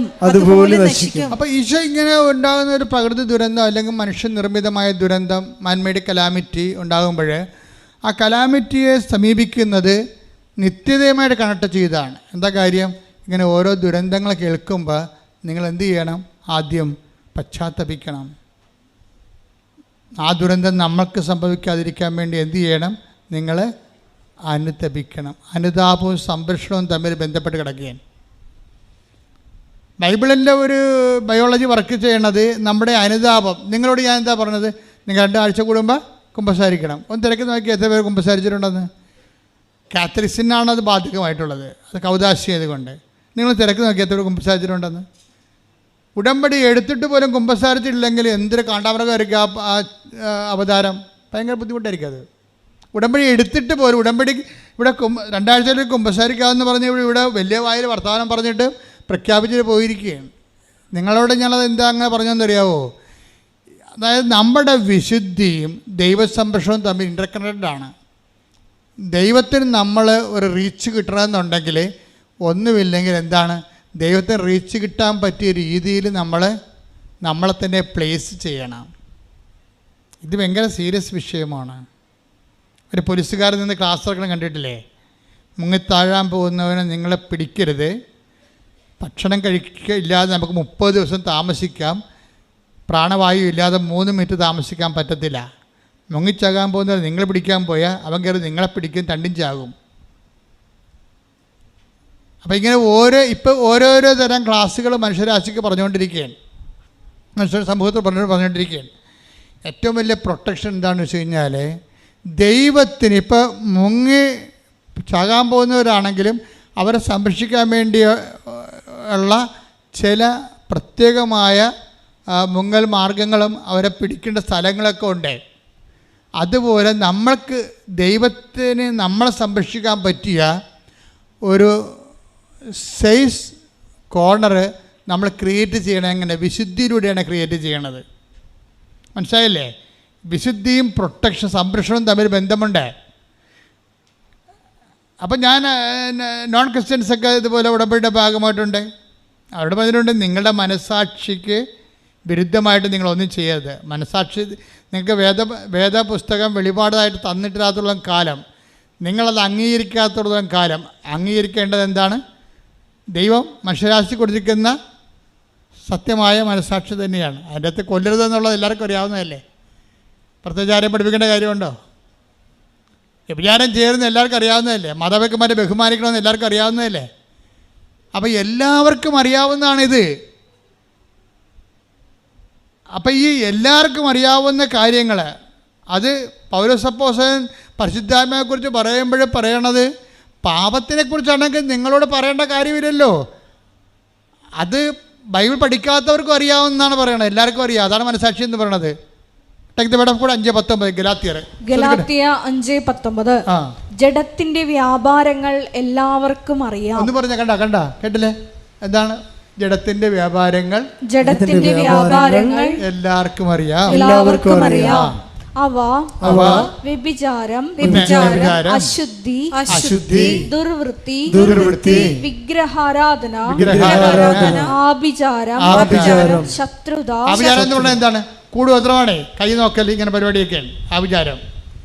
ശത്രുത, കലഹം, അസൂയ, കോപം, മാത്സര്യം, ഭിന്നത, വിഭാഗീയ ചിന്ത, വിദ്വേഷം, മദ്യപാനം, മധുരോത്സവം, ഇവയും ഈ ദൃശ്യമായ മറ്റു പ്രവൃത്തികളുമാണ്. മധുരോത്സവത്തിൻ്റെ അകത്ത് എല്ലാ സംഭവം ഉണ്ട്. ഹോമോസൊസൈറ്റി ഉണ്ട്, ലെസ്ബിയനിസം ഉണ്ട്, സ്വവർഗരതിയുണ്ട്, എല്ലാ പരിപാടിയും ഉണ്ട് ഇതിനകത്ത്. ബൈബിൾ എല്ലാത്തിനെയും അഡ്രസ്സ് ചെയ്യും. ഇതെല്ലാവർക്കും അറിയാവുന്നതാണ് പറയണത്. കൽപ്പന തന്നാലും തന്നില്ലേലും നിങ്ങളാരും ഇതറിയാത്തവരാണെന്ന് പറഞ്ഞുകൊണ്ട് നിങ്ങളാരും അതിനകത്ത് ഒഴിവ് കഴിവില്ലെന്നാണ് പറയണത്. മനസ്സിലായില്ലേ? ഇതാണ് മനസാക്ഷി എന്ന് പറയുന്നത്. ശ്രദ്ധിക്കട്ടെ. ഹല്ലേലൂയ, ഹല്ലേലൂയ, ഹല്ലേലൂയ, ഹല്ലേലൂയ, ഹല്ലേലൂയ. യേശുവേ നന്ദി. ഹല്ലേലൂയ, ഹല്ലേലൂയ. പരിശുദ്ധ പരമ ദിവ്യകാരുണ്യത്തിന് ആരാധനയും സ്തുതിയും പുകഴ്ചയും ഉണ്ടാകട്ടെ. അപ്പോൾ പരിശുദ്ധാത്മാവിന് പ്രവർത്തിക്കാൻ പറ്റുന്ന അനുകൂലമായ ഒരു അറ്റ്മോസ്ഫിയർ, ക്ലൈമറ്റ് ക്രിയേറ്റ് ചെയ്യുന്നതിനാണ് സമാധാനം എന്ന് പറയുന്നത്. പിടിയിടുക. What is peace? എന്താണ് സമാധാനം ചോദിച്ചു കഴിഞ്ഞാൽ, എൻ്റെ ജീവിതത്തിലെ പരിശുദ്ധാത്മാവിൻ്റെ പ്രവർത്തിക്കാൻ അനുകൂലമായ ഒരു കാലാവസ്ഥ രൂപപ്പെടുത്തിയെടുക്കുക. അതിനെന്ത് ചെയ്യണം? എല്ലാവരോടുമാണ്, ശത്രുക്കളോടും പോലും എല്ലാവരോടും കഴിയുന്നത്രേ എന്ത് ചെയ്യണം? സമാധാനത്തിൽ വർത്തിക്കണം. അപ്പോൾ സമാധാനത്തിൽ വർത്തിക്കണത്, സമാധാനം ഇത് വർത്തിക്കണത് അത് തന്നെയാണ് അതിൻ്റെ ലക്ഷ്യം. ആ ലക്ഷ്യം അതല്ല. സമാധാനത്തിൽ വർദ്ധിച്ചു കൊണ്ട് വിശുദ്ധിക്ക് വേണ്ടി, അവിടെയാണ് എൻ്റെ പോയിന്റ് വരണത്. Take the word of God. ഹെബ്രായർ 12:14. ശ്രദ്ധിക്കട്ടെ. ഹല്ലേലൂയ, ഹല്ലേലൂയ, ഹല്ലേലൂയ, ഹല്ലേലൂയ, ഹല്ലേലൂയ. യേശുവേ നന്ദി. ഹല്ലേലൂയ, ഹല്ലേലൂയ. ഹെബ്രായർ 12:14. ഹെബ്രായർ 12:14. എല്ലാവരോടും എല്ലാവരോടും സമാധാനത്തിൽ വർത്തിച്ച് വിശുദ്ധിക്ക് വേണ്ടി പരിശ്രമിക്കുവിൻ. ബൈബിള് ഇത് റോമ 12 കണ്ടത്. 12:18 എന്താ പറഞ്ഞത്? കഴിയുന്നിടത്തോളം എല്ലാവരോടും സമാധാനത്തോടെ വർത്തിക്കുക. എന്തിനാണ് സമാധാനത്തോടെ വർദ്ധിക്കണത്? അതാണ് വീണ്ടും ഹെബ്രായർ വരുമ്പോൾ 12:14 പറയും. എന്താണ്? സമാധാനത്തോടെ വർത്തിച്ച് പറഞ്ഞേ, സമാധാനത്തോടെ വർദ്ധിച്ച് വിശുദ്ധിക്ക് വേണ്ടി പരിശ്രമിക്കും. അപ്പം സമാധാനത്തെ പ്രവർത്തിക്കുന്നതിൻ്റെ ലക്ഷ്യം എന്താണ്? വിശുദ്ധിയാണ്. ഉടമ്പടിയിൽ പെട്ടെന്ന് ദൈവത്തെ ഇൻട്രാക്ട് ചെയ്യാനുള്ള ഒരു നിലപാട് ക്രിയേറ്റ് ചെയ്യണം നമ്മൾ. അതായത് മൂന്നാമത്തെ പ്രാവശ്യമോ രണ്ടാമത്തെ നീല ഉടമ്പടി ആയി അല്ലെങ്കിൽ വെള്ള ഉടമ്പടി ആയെന്ന് പറഞ്ഞാൽ നിങ്ങളുടെ വിശുദ്ധ ജീവിതത്തിൽ നിങ്ങൾക്ക് ഏറ്റുപറയാൻ വേണ്ടി മാത്രം ഏറ്റുപറയാൻ വേണ്ടി ഒന്നും ഉണ്ടാവരുത്. മറിച്ച് എന്താണ്? ആ കോളങ്ങൾ, പണ്ട് പാപങ്ങൾ താമസിച്ചിരുന്ന സ്ഥലങ്ങളെല്ലാം ഇന്ന് കൃപ താമസിക്കണം. അല്ലാതെ ഞാൻ ഉടമ്പടി പുതുക്കുകയാണ്, പത്രം മേടിച്ച് ഉടമ്പടി പുതുക്കിത്താ, ഞങ്ങൾക്ക് PR ഇപ്പം കിട്ടിയിട്ടില്ല, ഇപ്പോഴും കിട്ടിയിട്ടില്ല, കിട്ടുമെന്ന് മരുമകൾ പറയണ്ടെന്ന് ആ പരിപാടി. അതിനാണ് ഉടമ്പടി പുതുക്കിയിരിക്കേണ്ടത്. പണ്ടാരം നിങ്ങളെ കാര്യങ്ങൾ മറിയണമെങ്കിൽ ഈ മരമറിയാതൊന്നും കൊടിയിടരുത് കേട്ടോ. ഇത് സത്യസന്ധമായ ദൈവ സംവിധാനമാണ്.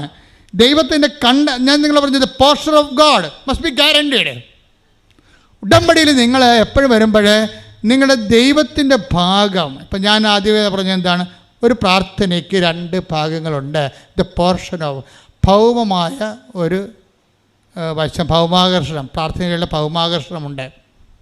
നമ്മുടെ ജീവിതത്തിൻ്റെ ഉണ്ടാകുന്ന വീട്, ജോലി, കല്യാണം, വിവാഹം, മക്കൾ, ഭൗമാകർഷണമാണ്. ചില അണ്ണന്മാരുടെ ഉടമ്പടിയിൽ അതുമാത്രം ഉണ്ടാകത്തുള്ളൂ. അതാണ് പ്രശ്നം. 6 കാര്യം എഴുതിയാൽ പിന്നെയും വണ്ടി എഴുതും, ദൈവമേ അത് പറന്നു പോയല്ല. 6 കാര്യം അവർ എഴുതിയേ, പിന്നെ അവർക്ക് എഴുതാനുണ്ട് കാര്യങ്ങൾ. എൻ്റെ മക്കളെ, നിങ്ങൾ എഴുതിയ കാര്യം വെച്ചാണ് ദൈവം ഇത് ചെയ്യണത്. അല്ല, ദൈവം ചെയ്യണത് അവൻ്റെ സമൃദ്ധിയിൽ നിന്ന് നാമെല്ലാം കൃപയ്ക്ക് മേലെ കൃപ സ്വീകരിച്ചിരിക്കുന്നു. കൈയടിക്കട്ടെ എൻ്റെ പെൺമക്കളെ. അതായത് ഇപ്പം നിങ്ങൾ 6 കാര്യം എഴുതി, പിന്നെ വണ്ടിയിലിരിക്കുമ്പോൾ പിന്നെ ദൈവമേ ഇനി പുതുക്കണമെങ്കിൽ 90 ദിവസം കഴിയണം. അത് 90 ദിവസം കഴിഞ്ഞാലേ അത് എഴുതാൻ പറ്റത്തുള്ളൂ. അപ്പം നിങ്ങൾ ഇനി 6 കാര്യം തീർന്നില്ല, വേറെയും കുറേ കാര്യം ആലോചിച്ച് എഴുതിയില്ലല്ലോ എന്ന് വിചാരിച്ചിട്ടുണ്ട്. ആരെങ്കിലും നിങ്ങളുടെ അനിയത്തിനെ കൊണ്ട് ഉടമ്പടിപ്പിച്ചിട്ട് നിങ്ങളുടെ കാര്യം അവളെ കൊണ്ട് എഴുതിപ്പിക്കാതിരിക്കണം. നിങ്ങൾ എന്തൊരു ശവമാണെന്ന് അറിയാൻ. നിങ്ങളുടെ 6 കാര്യം തീർന്നിട്ട് നിങ്ങൾക്ക് സമാധാനമായില്ല, പിന്നെ കാര്യം കിടക്കുകയാണ്. അത് കാരണം ഇനി അനിയത്തിൻ്റെ മകളെ കൊണ്ട് ഉടമ്പടി എടുപ്പിച്ചിട്ട് അവളെ ചാട്ടക്കയറ്റി ഉടമ്പടി എടുപ്പിക്കും. എന്തിനാണ്? അവൾക്ക് ആധ്യാത്മികമായ പ്രവർത്തനം എന്നാണ് അവൾ ധരിച്ചിരിക്കുന്നത്. അതല്ല, അവളുടെ ഉടമ്പടിയിൽ ഇവളുടെ കാലം എഴുതി ചേർക്കാൻ വേണ്ടിയാണ്. എന്തൊരു പണ്ടാരം! ഇത് ഭൗമാകർഷണമാണ് മുഴുവനും. പൊങ്ങത്തില്ല, പറയാർത്ഥം മുള്ളോട്ട് പോകത്തില്ല. ദൈവാകർഷണത്തിൻ്റെ കണ്ടൻറ്റ് അവിടെ വേണം. ദൈവത്തിന് എന്താണ് പ്രയോജനം, അതാണ് വിഷയം. നിങ്ങളുടെ ഓരോ ഉടമ്പടി കണ്ടൻറ്റിൽ എഴുതുമ്പോൾ, ഇൻറ്റൻഷൻ എഴുതുമ്പോൾ, നിയോഗം എഴുതുമ്പോൾ ഇതിന് ദൈവത്തിന് എന്താ പ്രയോജനമെന്നുള്ള ദൈവത്തിൻ്റെ ഭാഗം എടുത്ത് ലാഭം എടുത്ത് മാറ്റി വയ്ക്കും. ഈ കച്ചവടത്തിൽ, ഈ വിനിമയത്തിൽ ആദ്യമേ തന്നെ ദൈവത്തിൻ്റെ ഭാഗ്യം എടുത്ത് മാറ്റി വെച്ചേക്കണം. എന്നാൽ പിന്നെ ഈ സാധനം പെട്ടെന്ന് പൊങ്ങും. മനസ്സിലായില്ലേ? ഉടമ്പടി ഞാനും പറഞ്ഞ പോലെ ഒരു ആധ്യാത്മികമായ ഒരു ജ്ഞാനസൂത്രമാണ്. ഈ ജ്ഞാനസൂത്രത്തിൽ ബുദ്ധിപരമായിട്ട് ആധ്യാത്മിക ബുദ്ധി ഉപയോഗിച്ചുകൊണ്ട് വേണം ഈ സംഭവത്തെ പ്ലേസ് ചെയ്യാൻ. നമ്മൾ ബൈബിൾ വായിക്കണമെന്ന് പറയണതും ബൈബിൾ പ്രഭാഷണം കേൾക്കണതിൻ്റെ ഉദ്ദേശം എന്താണ്? ലൈഫിൻ്റെ അനുഭവങ്ങളെ എങ്ങനെ കൺവേർട്ട് ചെയ്ത് കൃപയാക്കാൻ പറ്റും. നല്ല അനുഭവങ്ങളിൽ നിന്ന് നമുക്ക് കൃപയുടെ ഇൻകമുണ്ട്, അതുപോലെ തന്നെ മോശം അനുഭവങ്ങളിൽ നിന്ന് ഇൻകമുണ്ട്. മോശം അനുഭവങ്ങളിൽ നിന്നാണ് ഏറ്റവും കൂടുതൽ ഇൻകം ഉള്ളത്, കൃപയുടെ വരവുള്ളത്. കാര്യം എന്താ? ദൈവത്തിൻ്റെ സമൃദ്ധിയല്ലേ.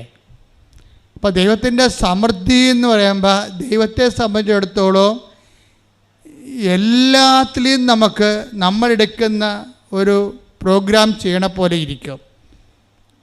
നമ്മളെടുക്കുന്ന എല്ലാ വിഷയവും ക്രിസ്തുവാണ് അതിൻ്റെ അകത്ത് അടിസ്ഥാനപ്പെടുത്തിയിരിക്കണമെന്നുണ്ടെങ്കിൽ നമ്മൾക്ക് എല്ലാ ക്ലേശങ്ങളെയും കൺവേർട്ട് ചെയ്ത് കൃപയാക്കാൻ പറ്റും. കൃപ എന്ന് പറയുന്നത് ദൈവത്തിൻ്റെ ശക്തിയാണ്. ഒരേ സമയം തന്നെ ഈ കൃപ വർദ്ധിക്കുന്ന അനുസരിച്ചാണ് ശക്തി സാന്നിധ്യമായിട്ട് അവതരിക്കണത്. ഉടമ്പടിയിൽ എപ്പോഴും സാന്നിധ്യമുണ്ട്, അറിയാമല്ലോ. നിങ്ങൾക്ക് കൃപ വർദ്ധിക്കുന്ന അനുസരിച്ച് കൊണ്ട് ഈ ശക്തി ദൈവത്തിൻ്റെ കൃപ. ഇപ്പോൾ 1 കൊറിന്ത്യസ് 12:9 എന്താണ്? ദൈവത്തിൻ്റെ ശക്തി ആണ് കൃപയെന്ന് അവിടെ പറയുന്നുണ്ട്. Take the word of God. ശ്രദ്ധിക്കട്ടെ. ഹല്ലേലൂയ, ഹല്ലേലൂയ, ഹല്ലേലൂയ, ഹല്ലേലൂയ, ഹല്ലേലൂയ. 2 കൊരിന്ത്യസ് 12:9. 2 കൊരിന്ത്യസ് 12:9. എന്നാൽ അവിടുന്ന് എന്നോട് അരുൾ ചെയ്തു. എന്നാൽ അവിടുന്ന് എന്നോട് അരുളി ചെയ്തു, നിനക്ക് എന്റെ കൃപ മതി.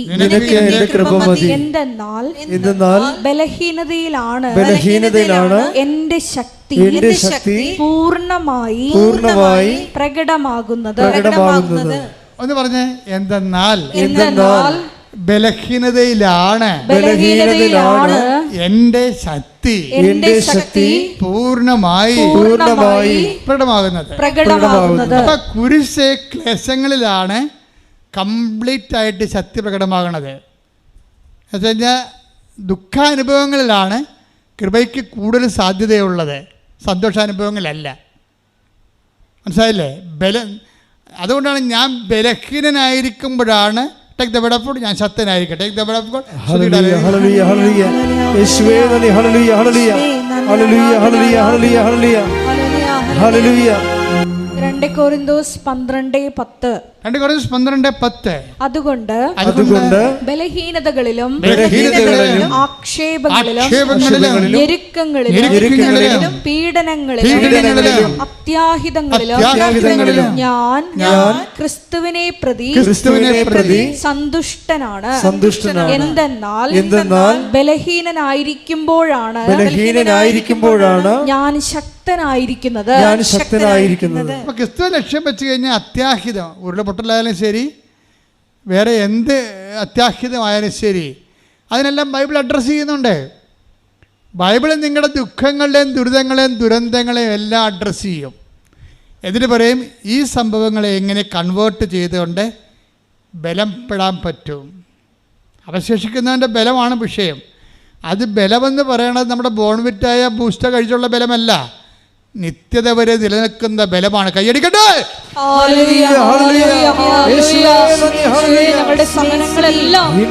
എല്ലാ ദുരിതങ്ങളും ദുരിത സാഹചര്യങ്ങളും 16:23 അനുസരിച്ച് കൊണ്ട് യോഹന്നാൻ take the word of God, ലോകത്തിലായിരിക്കുമ്പോൾ നിങ്ങൾക്ക് ഞെരുക്കങ്ങൾ ഉണ്ടാകും.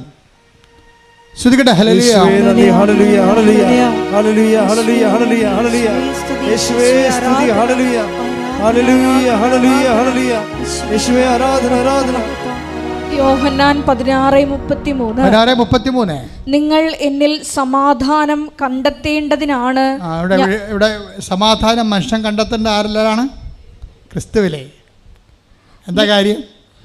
ലോകത്തിൽ നിങ്ങൾക്ക് ഞെരുക്കങ്ങൾ ഉണ്ടാകും. പറഞ്ഞേ, ലോകത്തിൽ നിങ്ങൾക്ക് ഞെരുക്കങ്ങൾ ഉണ്ടാകും, എങ്കിലും ധൈര്യമായിരിക്കുവിൻ. ഇപ്പൊ എന്നിൽ സമാധാനം കണ്ടെത്തേണ്ടതിനാണ് എന്ന് പറഞ്ഞിട്ട് എങ്കിലും ധൈര്യമായിരിക്കാൻ പറയുമ്പോൾ ആ ധൈര്യം ആരിലാണ് നമ്മൾ കണ്ടെത്തേണ്ടത്?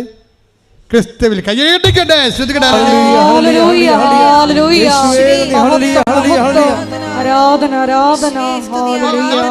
യോഹന്നാൻ 16:33 ഇപ്പൊ പറയണത്. എന്താ പറയണത്? എന്നിൽ നിങ്ങൾ സമാധാനം കണ്ടെത്തേണ്ടതിനാണ് ഞാനിത് നേരത്തെ പറഞ്ഞത്. ലോകത്തിൽ നിങ്ങൾക്ക് ഞെരുക്കങ്ങൾ ഉണ്ടാകും, എങ്കിലും നിങ്ങൾ ധൈര്യമായിരിക്കുവൻ. ആ ധൈര്യം ആരിലാണ് ആയിരിക്കേണ്ടത്? ക്രിസ്തുവിലാണ്. എന്താ കാര്യം? നമ്മൾ തോട് കാണുമ്പോൾ നമ്മൾ വിറച്ച് തല്ലി അവിടെ നിൽക്കുന്നത്, മുങ്ങുക, കഴുത്ത മുങ്ങുക, ഒഴുകി പോകുക എന്നൊക്കെ പറഞ്ഞ് നിൽക്കുമ്പോഴാണ് ക്രിസ്തു നമ്മുടെ കയ്യെ പിടിക്കണത്. ആരാണത്? അവൻ കടൽ ചാടിയവനാണ്. കടൽ ചാടിയവനാണ് നമ്മുടെ മുമ്പേ തോട് ചാടാൻ വേണ്ടി നിൽക്കുന്നത്. നമ്മുടെ മുമ്പേ കയ്യെ പിടിക്കുന്ന ആരാണ്? കടൽ ചാടിയവനാണ്. അപ്പോൾ നമുക്ക് എന്ത് കിട്ടും? ധൈര്യം കിട്ടും. അതാണ് നിങ്ങൾ എന്നിൽ സമാധാനം കണ്ടെത്തണം. ശ്രദ്ധിക്കട്ടെ. ഹല്ലേലൂയ.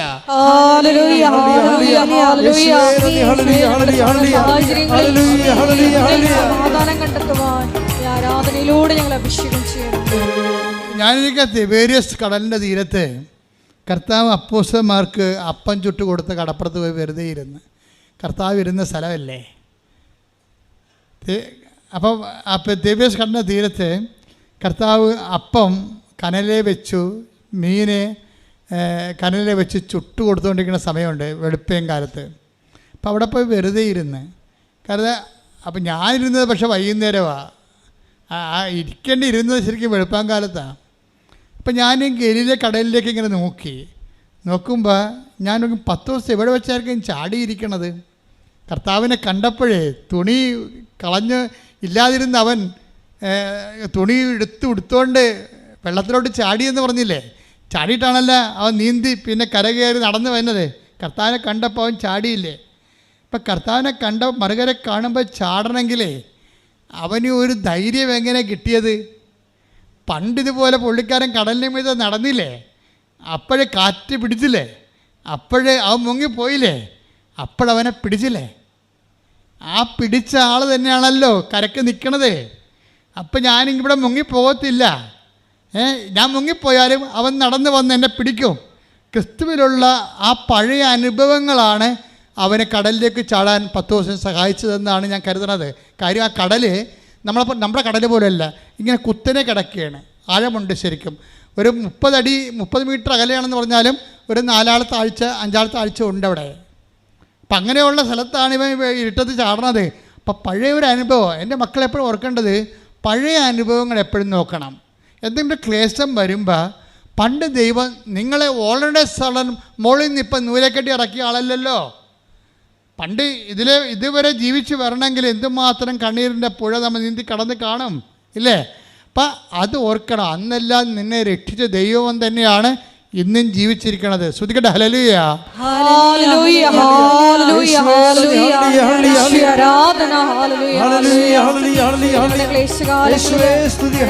അനുഭവങ്ങൾ ഓർത്തുകൊണ്ട് നിനക്ക് നന്ദി പറഞ്ഞ കൃപയിൽ മുന്നേറുവാൻ. നിങ്ങൾ എന്നെ സമാധാനമാണല്ലോ നമ്മുടെ സബ്ജക്റ്റ് അല്ലേ? റോമ 12:18 നിന്ന് പോകുന്നതാണല്ലോ നമ്മൾ. എന്താ പറഞ്ഞിരിക്കണത്? സാധിക്കുന്നിടത്തോളം എല്ലാവരോടും സമാധാനത്തെ വർദ്ധിക്കുവാൻ. ആ സമാധാനം എന്ന് പറഞ്ഞാൽ എന്താണെന്നാണ്? സമാധാനത്തോടെ വർത്തിച്ചുകൊണ്ട് അല്ലേ? ഹെബ്രായർ 12:14 എന്താ പറയണത്?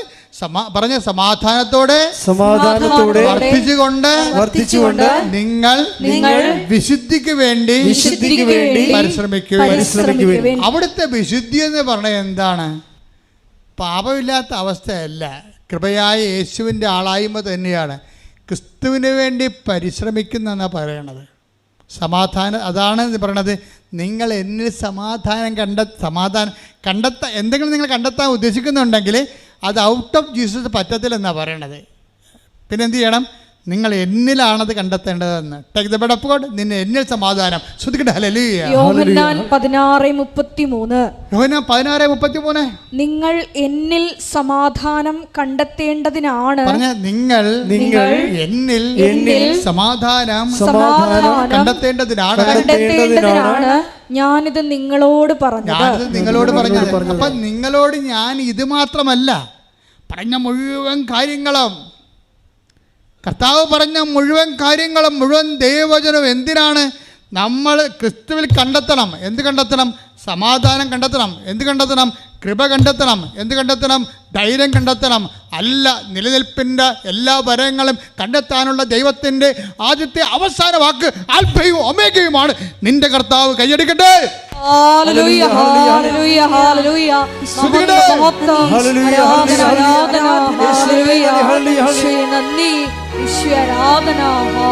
നമ്മുടെ പരസ്പരമുള്ള ക്രിസ്തുവിനെ മുന്നിൽ കണ്ടുകൊണ്ടും മുൻനിർത്തിക്കൊണ്ടും കേന്ദ്രീകരിച്ചുകൊണ്ടും നിങ്ങളുടെ ജീവിത വ്യാപാരങ്ങളെ നിങ്ങളെ പുനഃക്രമീകരിക്കുന്നത് സുവിശേഷ വിഹിതമായ രക്ഷയുടെ വീണ്ടെടുപ്പിൻ്റെ ലേക്ക് നിങ്ങൾ പ്രവേശിക്കുന്നതിന് തുല്യമാണ്. എന്ന് വെച്ച് കഴിഞ്ഞാൽ ജീവിത രീതിയുടെ ഓരോ കാര്യങ്ങളിലും ആത്യന്തിക ലക്ഷ്യം എന്തായിരിക്കണം? ക്രിസ്തുവായിരിക്കണം എല്ലാ വിഷയങ്ങളുടെ മേലും. അപ്പം നമ്മൾ ആകുന്നിടത്തോളം എല്ലാവരും സമാധാനം വർദ്ധിക്കണേ. എന്താണ്? വർദ്ധിച്ചുകൊണ്ട് വിശുദ്ധിക്ക് വേണ്ടി പരിശ്രമിക്കുവിൻ. അപ്പോൾ വിശുദ്ധിയുടെ സാകല്യമായിട്ടാണ് ക്രിസ്തു വരണത് ശരിക്കും പറഞ്ഞാൽ. അപ്പോൾ അങ്ങനെയുള്ള എല്ലാ വ്യാപാരങ്ങളും നിങ്ങൾ ആത്മശോധന ചെയ്യണം. കാരണം അതിനെതിരായിട്ടുള്ള ക്രോധം, അതുപോലെ തന്നെ മോഹം, അതിനെതിരായിട്ടുള്ള വൈരാഗ്യം, വിദ്വേഷം, ചതി, അഹങ്കാരം, മുൻകോപം, കലഹം, ഭിന്നത, ഇങ്ങനെ ലൗകിക ആയിട്ടുള്ള എല്ലാവിധ ക്രിസ്തുവിനെതിരെ നിൽക്കുന്ന ചൈതന്യങ്ങളെ പതുക്കെ നമ്മൾ സബ്സൈഡ് ചെയ്യാൻ വേണ്ടിയാണ് ഉപവാസം വെച്ചിരിക്കുന്നത്. ഉടമ്പടി ഉപവാസം ഇല്ലേ? അപ്പോൾ ഉടമ്പടി ഉപവാസം ആരും തെറ്റിക്കൊന്നും ചെയ്യരുത് കേട്ടോ. അത് ആയാലും ഉപവാസം തന്നെയാണ്. അപ്പം അത് എന്തിനാണ്? സബ്സൈഡ് ചെയ്യാൻ വേണ്ടിയാണ്. ക്രിസ്തുവിലേക്കുള്ള എൻ്റെ യാത്രയിൽ, എന്നുവെച്ചാൽ കൃപയിലേക്കുള്ള യാത്ര, ക്രിസ്തുവിൻ്റെക്കുള്ള യാത്ര എന്ന് പറയുമ്പോൾ നിങ്ങൾക്ക് തെറ്റിദ്ധാരണ ഉണ്ടാകും. അതല്ല, ഒരു മനുഷ്യൻ ഇഹത്തിലും പരത്തിലും ഒരു വിഷയത്തെ കൈകാര്യം ചെയ്യുന്നത് കൃപയെന്ന ആത്മീയ ബലം കൊണ്ടാണ്. ആ ബലത്തെ സമൃദ്ധിയാകാൻ വേണ്ടിയുള്ള ഒരു ക്രമീകരണങ്ങളാണ്, ആത്മീയ ക്രമീകരണങ്ങളാണ് ഉടമ്പടി നിങ്ങൾ നിർവഹിച്ചു കൊണ്ടേയിരിക്കുന്നത്. അതുകൊണ്ട് തന്നെ അതിനെ ബൂസ്റ്റ് ചെയ്യാനും അതിനെ എൻഹാൻസ് ചെയ്യാൻ പറ്റുന്ന രീതിയിലുള്ള പ്രേക്ഷിത പ്രവർത്തനങ്ങൾ, അതുപോലെ തന്നെ അതിനുള്ള ഉപവി പ്രവർത്തനങ്ങൾ, അങ്ങനെ എല്ലാം ആകുമ്പോൾ നിങ്ങൾക്കറിയാമല്ലോ, ഞാൻ നേരത്തെ പറഞ്ഞു, നിങ്ങൾ ഈ 6 കാര്യമെന്നും പറഞ്ഞ് നിങ്ങൾ കണ്ണാക്കിടേണ്ട കാര്യമില്ല. ദൈവത്തിന് 600 കാര്യം ചെയ്യാൻ പറ്റും. നിങ്ങൾ നടക്കാത്ത വഴികളിലൂടെ നിങ്ങൾ നടത്തും. ഇപ്പോൾ കഴിഞ്ഞ ദിവസങ്ങളിലെ സാബു എന്നും പറഞ്ഞൊരു മനുഷ്യൻ ഒരു സാക്ഷ്യം പറഞ്ഞു. അപ്പോൾ അവന് ഭയങ്കര കടവാണ്. ഉടമ്പടി എടുക്കണ മുമ്പ് അവന് ചെറിയൊരു പന്നി വളർത്തലൊക്കെ ഉണ്ടായിരുന്നു. അപ്പം പന്നി വളർത്തുന്ന ആൾക്കാർ എന്തിനാണ് വളർത്തുന്നത്? ആൾക്കാർ പന്നി ഒരു 3 മാസം കൂടുമ്പോൾ പ്രസവിക്കും, കുറേ കുഞ്ഞുങ്ങളെ കിട്ടും, വിൽക്കാൻ പറ്റും, അപ്പോൾ കുറച്ച് ലാഭം കിട്ടും. പക്ഷേ ഈ പുള്ളിക്കാരൻ ഗതി പിടിക്കണില്ല, പന്നി വളർത്തിയിട്ട് പോലും ഗതി പിടിക്കണില്ല. അപ്പോഴൊന്ന് ഉടമ്പടി എടുത്തപ്പോൾ പുള്ളിക്ക് തോന്നി, ഏതായാലും എനിക്കറിയാവുന്നൊരു പണി ഇതാണ്. ആ പണി പുള്ളി ചെയ്തപ്പോൾ ദൈവം എന്ത് ചെയ്യുന്ന വെച്ചാൽ അതിനെ ദൈവം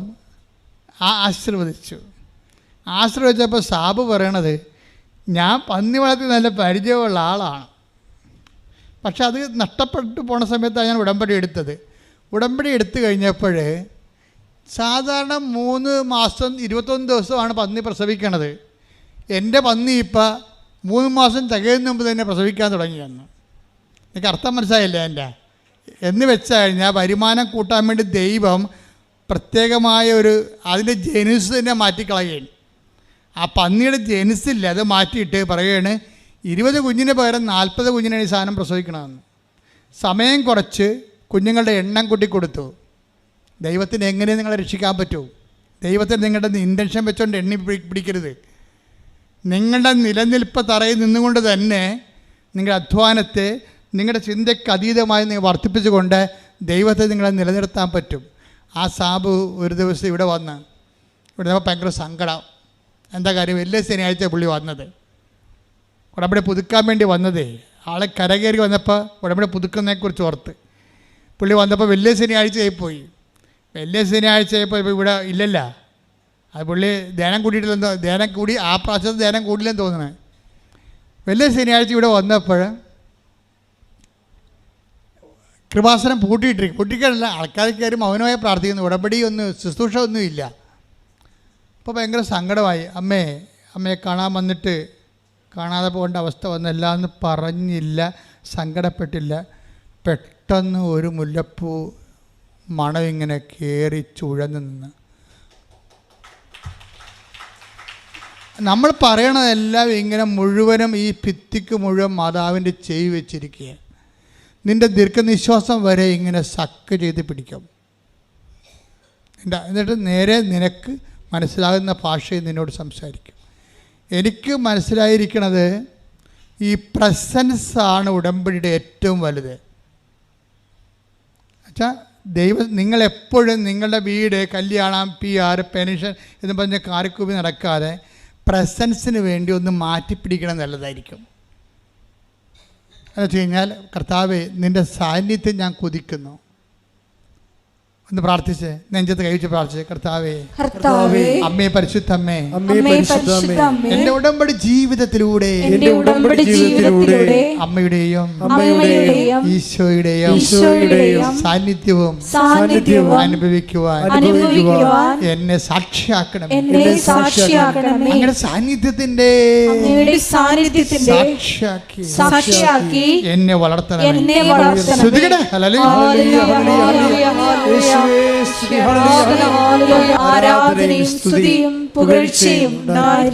എൻ്റെ പ്രിയപ്പെട്ടവരെ, ഇതാണ് അതായത് നിങ്ങളെ ദൈവത്തിൻ്റെ സാന്നിധ്യത്തിന്. ഇപ്പം നമ്മൾ മോളുടെ ജോസ്മിയുടെ കാര്യം പറഞ്ഞില്ലേ, ജോസ്മി ഇവിടെ വരുമ്പോൾ, ഉടമ്പടി എടുക്കാൻ വരുമ്പോൾ എങ്ങനെയാണ് ജോസ്മിയുടെ ഒരു കിഡ്നി മുറിച്ച് കളഞ്ഞു ഇല്ലേ? പിന്നെ എന്താ ഡോക്ടർ പറഞ്ഞത്? മൂത്രസഞ്ചിയിൽ കുടലരിഞ്ഞിട്ട് മുത്തസഞ്ചി വെച്ച് പിടിപ്പിക്കണമെന്ന് പറഞ്ഞു. അപ്പോൾ ഭയങ്കര ഡ്രാസ്റ്റിക്കായിട്ട് ലാസ്റ്റ് മൂമെൻ്റ് ആയിട്ട് പോവുകയാണ്. അപ്പോൾ ജോസിക്ക് എന്താ സംഭവിച്ചത്? അവിടെ സാന്നിധ്യമാവുന്നത്. അവൾ ഇവിടെ വന്ന് ഉടമ്പടി എടുത്ത് ചീട്ട് മേടിച്ച് ആൾക്കാരെ വന്ന് എൻ്റെ ഈ ചീട്ട് തന്ന്, ഞാൻ ചീട്ട് കൊണ്ടുപോയി മാതാവിൻ്റെ അടുത്ത് കൊടുത്ത് തിരിച്ചു വന്ന് ഇവളുടെ തലയെ കൈവച്ചപ്പോൾ അവൾ പറയുന്നത് കറണ്ട് അടിക്കണ പോലെ ശക്തിയിലേക്ക് അടിച്ചെന്നാണ്. അതെന്ന് പറയണത് നമ്മൾക്ക് ഈ ബൈബിളിൽ പറഞ്ഞിരിക്കുന്ന എല്ലാ കാര്യങ്ങളും. പിന്നെ ജോസ്മിയുടെ സാക്ഷി നിങ്ങൾ കേൾക്കണം, ഒന്നുകൂടി കേൾക്കണമല്ലായിരിക്കും. അവളുടെ ബ്ലാഡർ ശരിയായി, അവിടെ കിഡ്നി ശരിയായി, അവിടെ വയറുവേദന മാറി, എല്ലാം. അപ്പോൾ ദൈവത്തിനൊരു സെക്കൻഡ് മതി.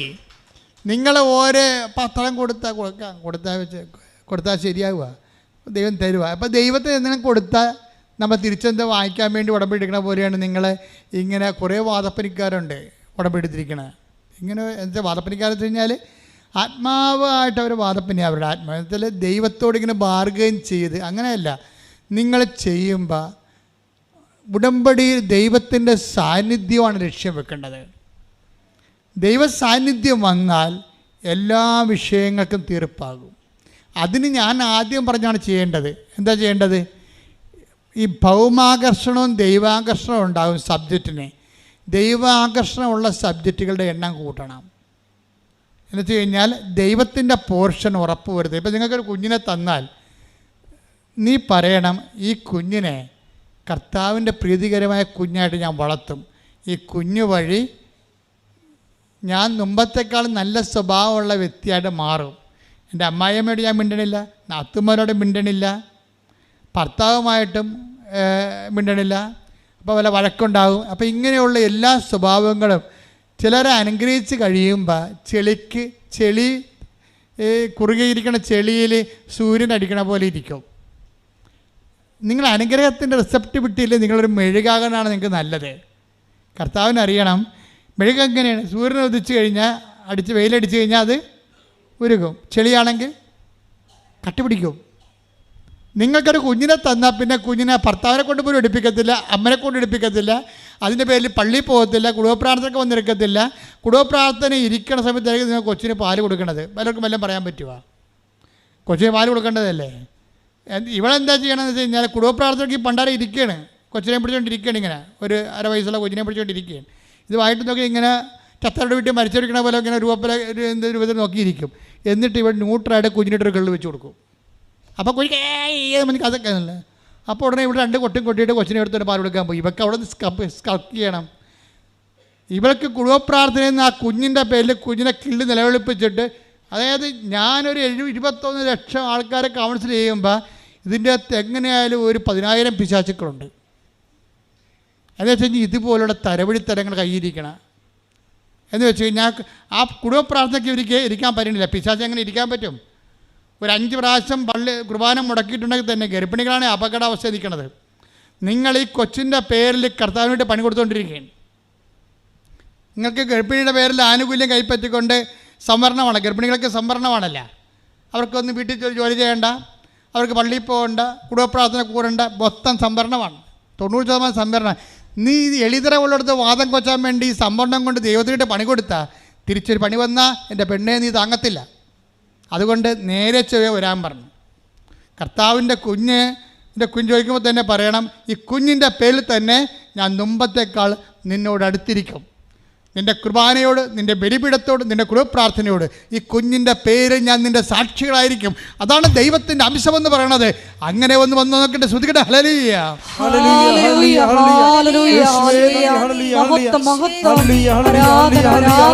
തിരിച്ചു വന്ന് അവസാനിപ്പിക്കുകയാണ്. അതായത് നമ്മൾ ആദ്യം കണ്ട എന്താണ്?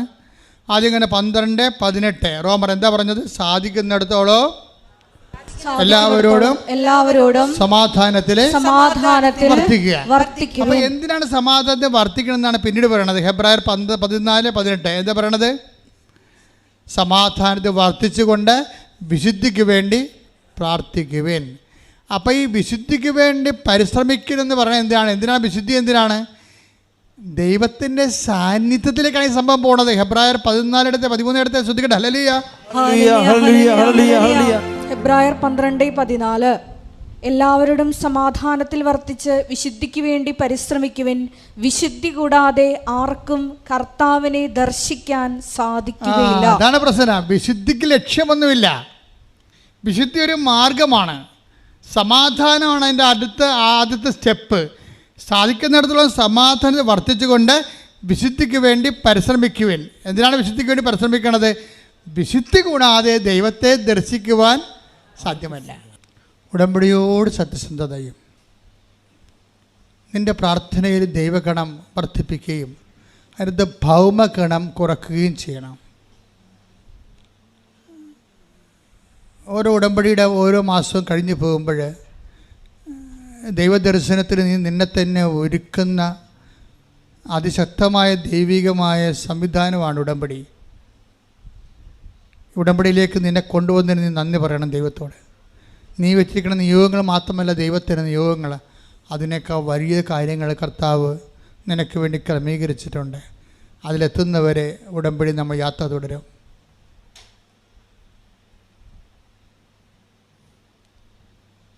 യാത്രയ്ക്ക് ഒരു അന്ത്യമില്ല, നിനക്കറിയാമല്ലോ.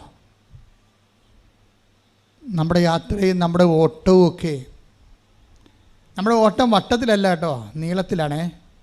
ഇപ്പോൾ ഒളിമ്പിക്സിൻ്റെ കാലത്ത് നമ്മളെപ്പോഴും നോക്കുമ്പോൾ ആൾക്കാർ വട്ടത്തിൽ ഓടണം കാണാം. ഈ ഭൂമി കിടന്ന് മനുഷ്യനെ വട്ടത്തിൽ ഓടാനേ പറ്റത്തുള്ളൂ.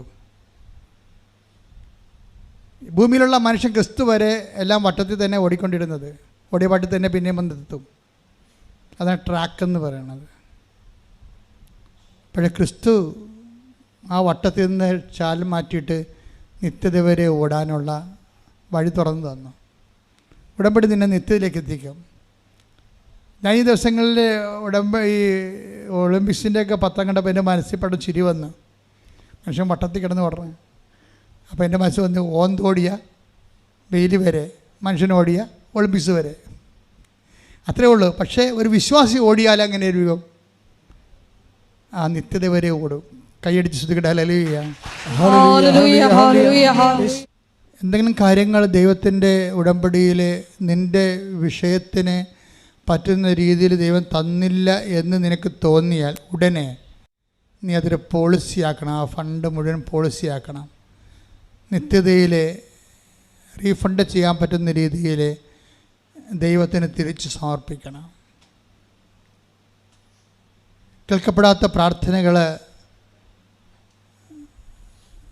ഒരിക്കലും കേൾക്കപ്പെടുന്നില്ല എന്നല്ല ബൈബിൾ പറയണത്. അത് കേൾക്കുന്ന ദൈവത്തിൻ്റെ കാലം ദൈവം നിനക്കായി കരുതി വെച്ചിട്ടുണ്ട്. കൈയടിക്കട്ടെ, ശ്രദ്ധിക്കട്ടെ.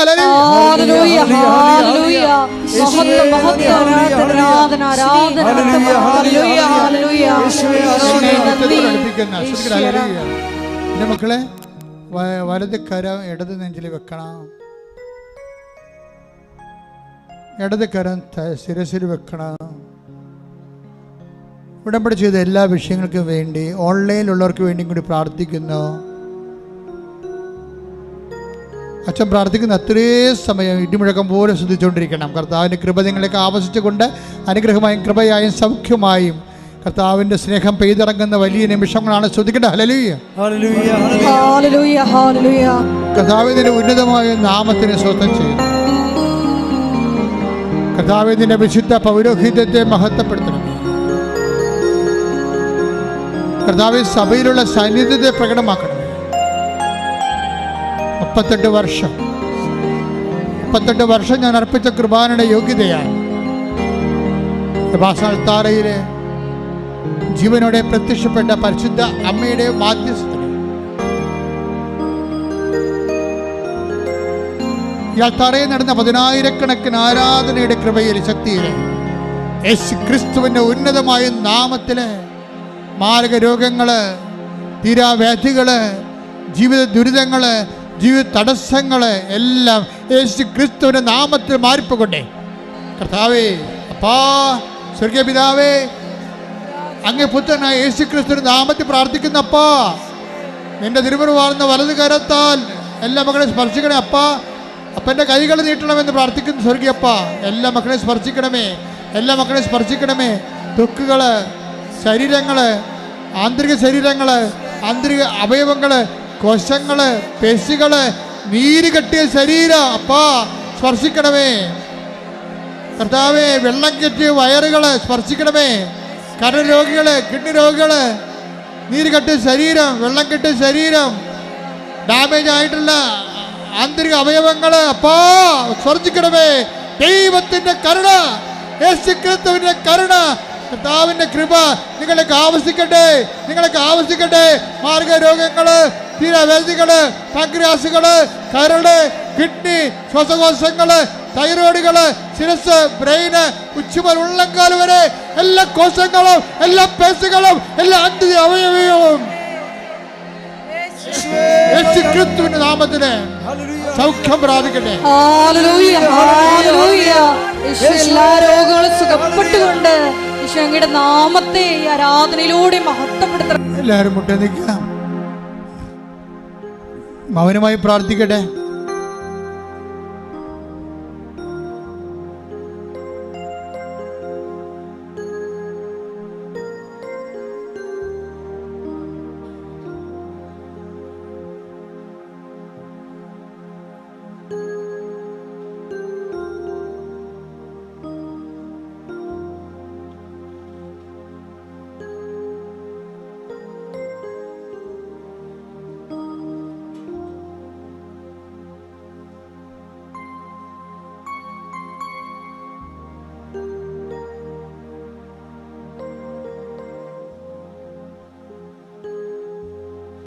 ഇപ്പോൾ സമാപന ആശീർവാദം സ്വീകരിക്കാം.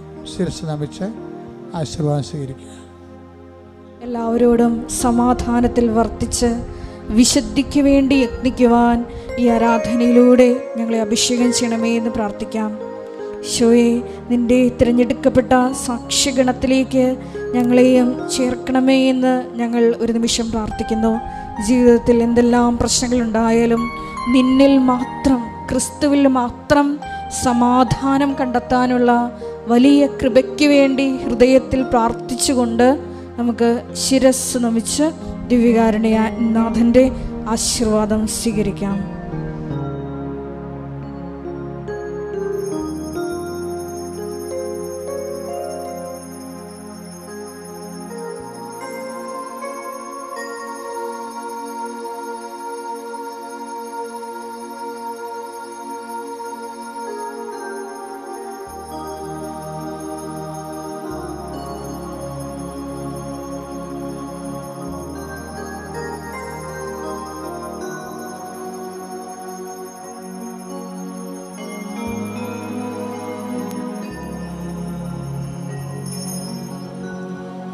പരിശുദ്ധ പരമമാ ദിവ്യകാരുണ്യമേ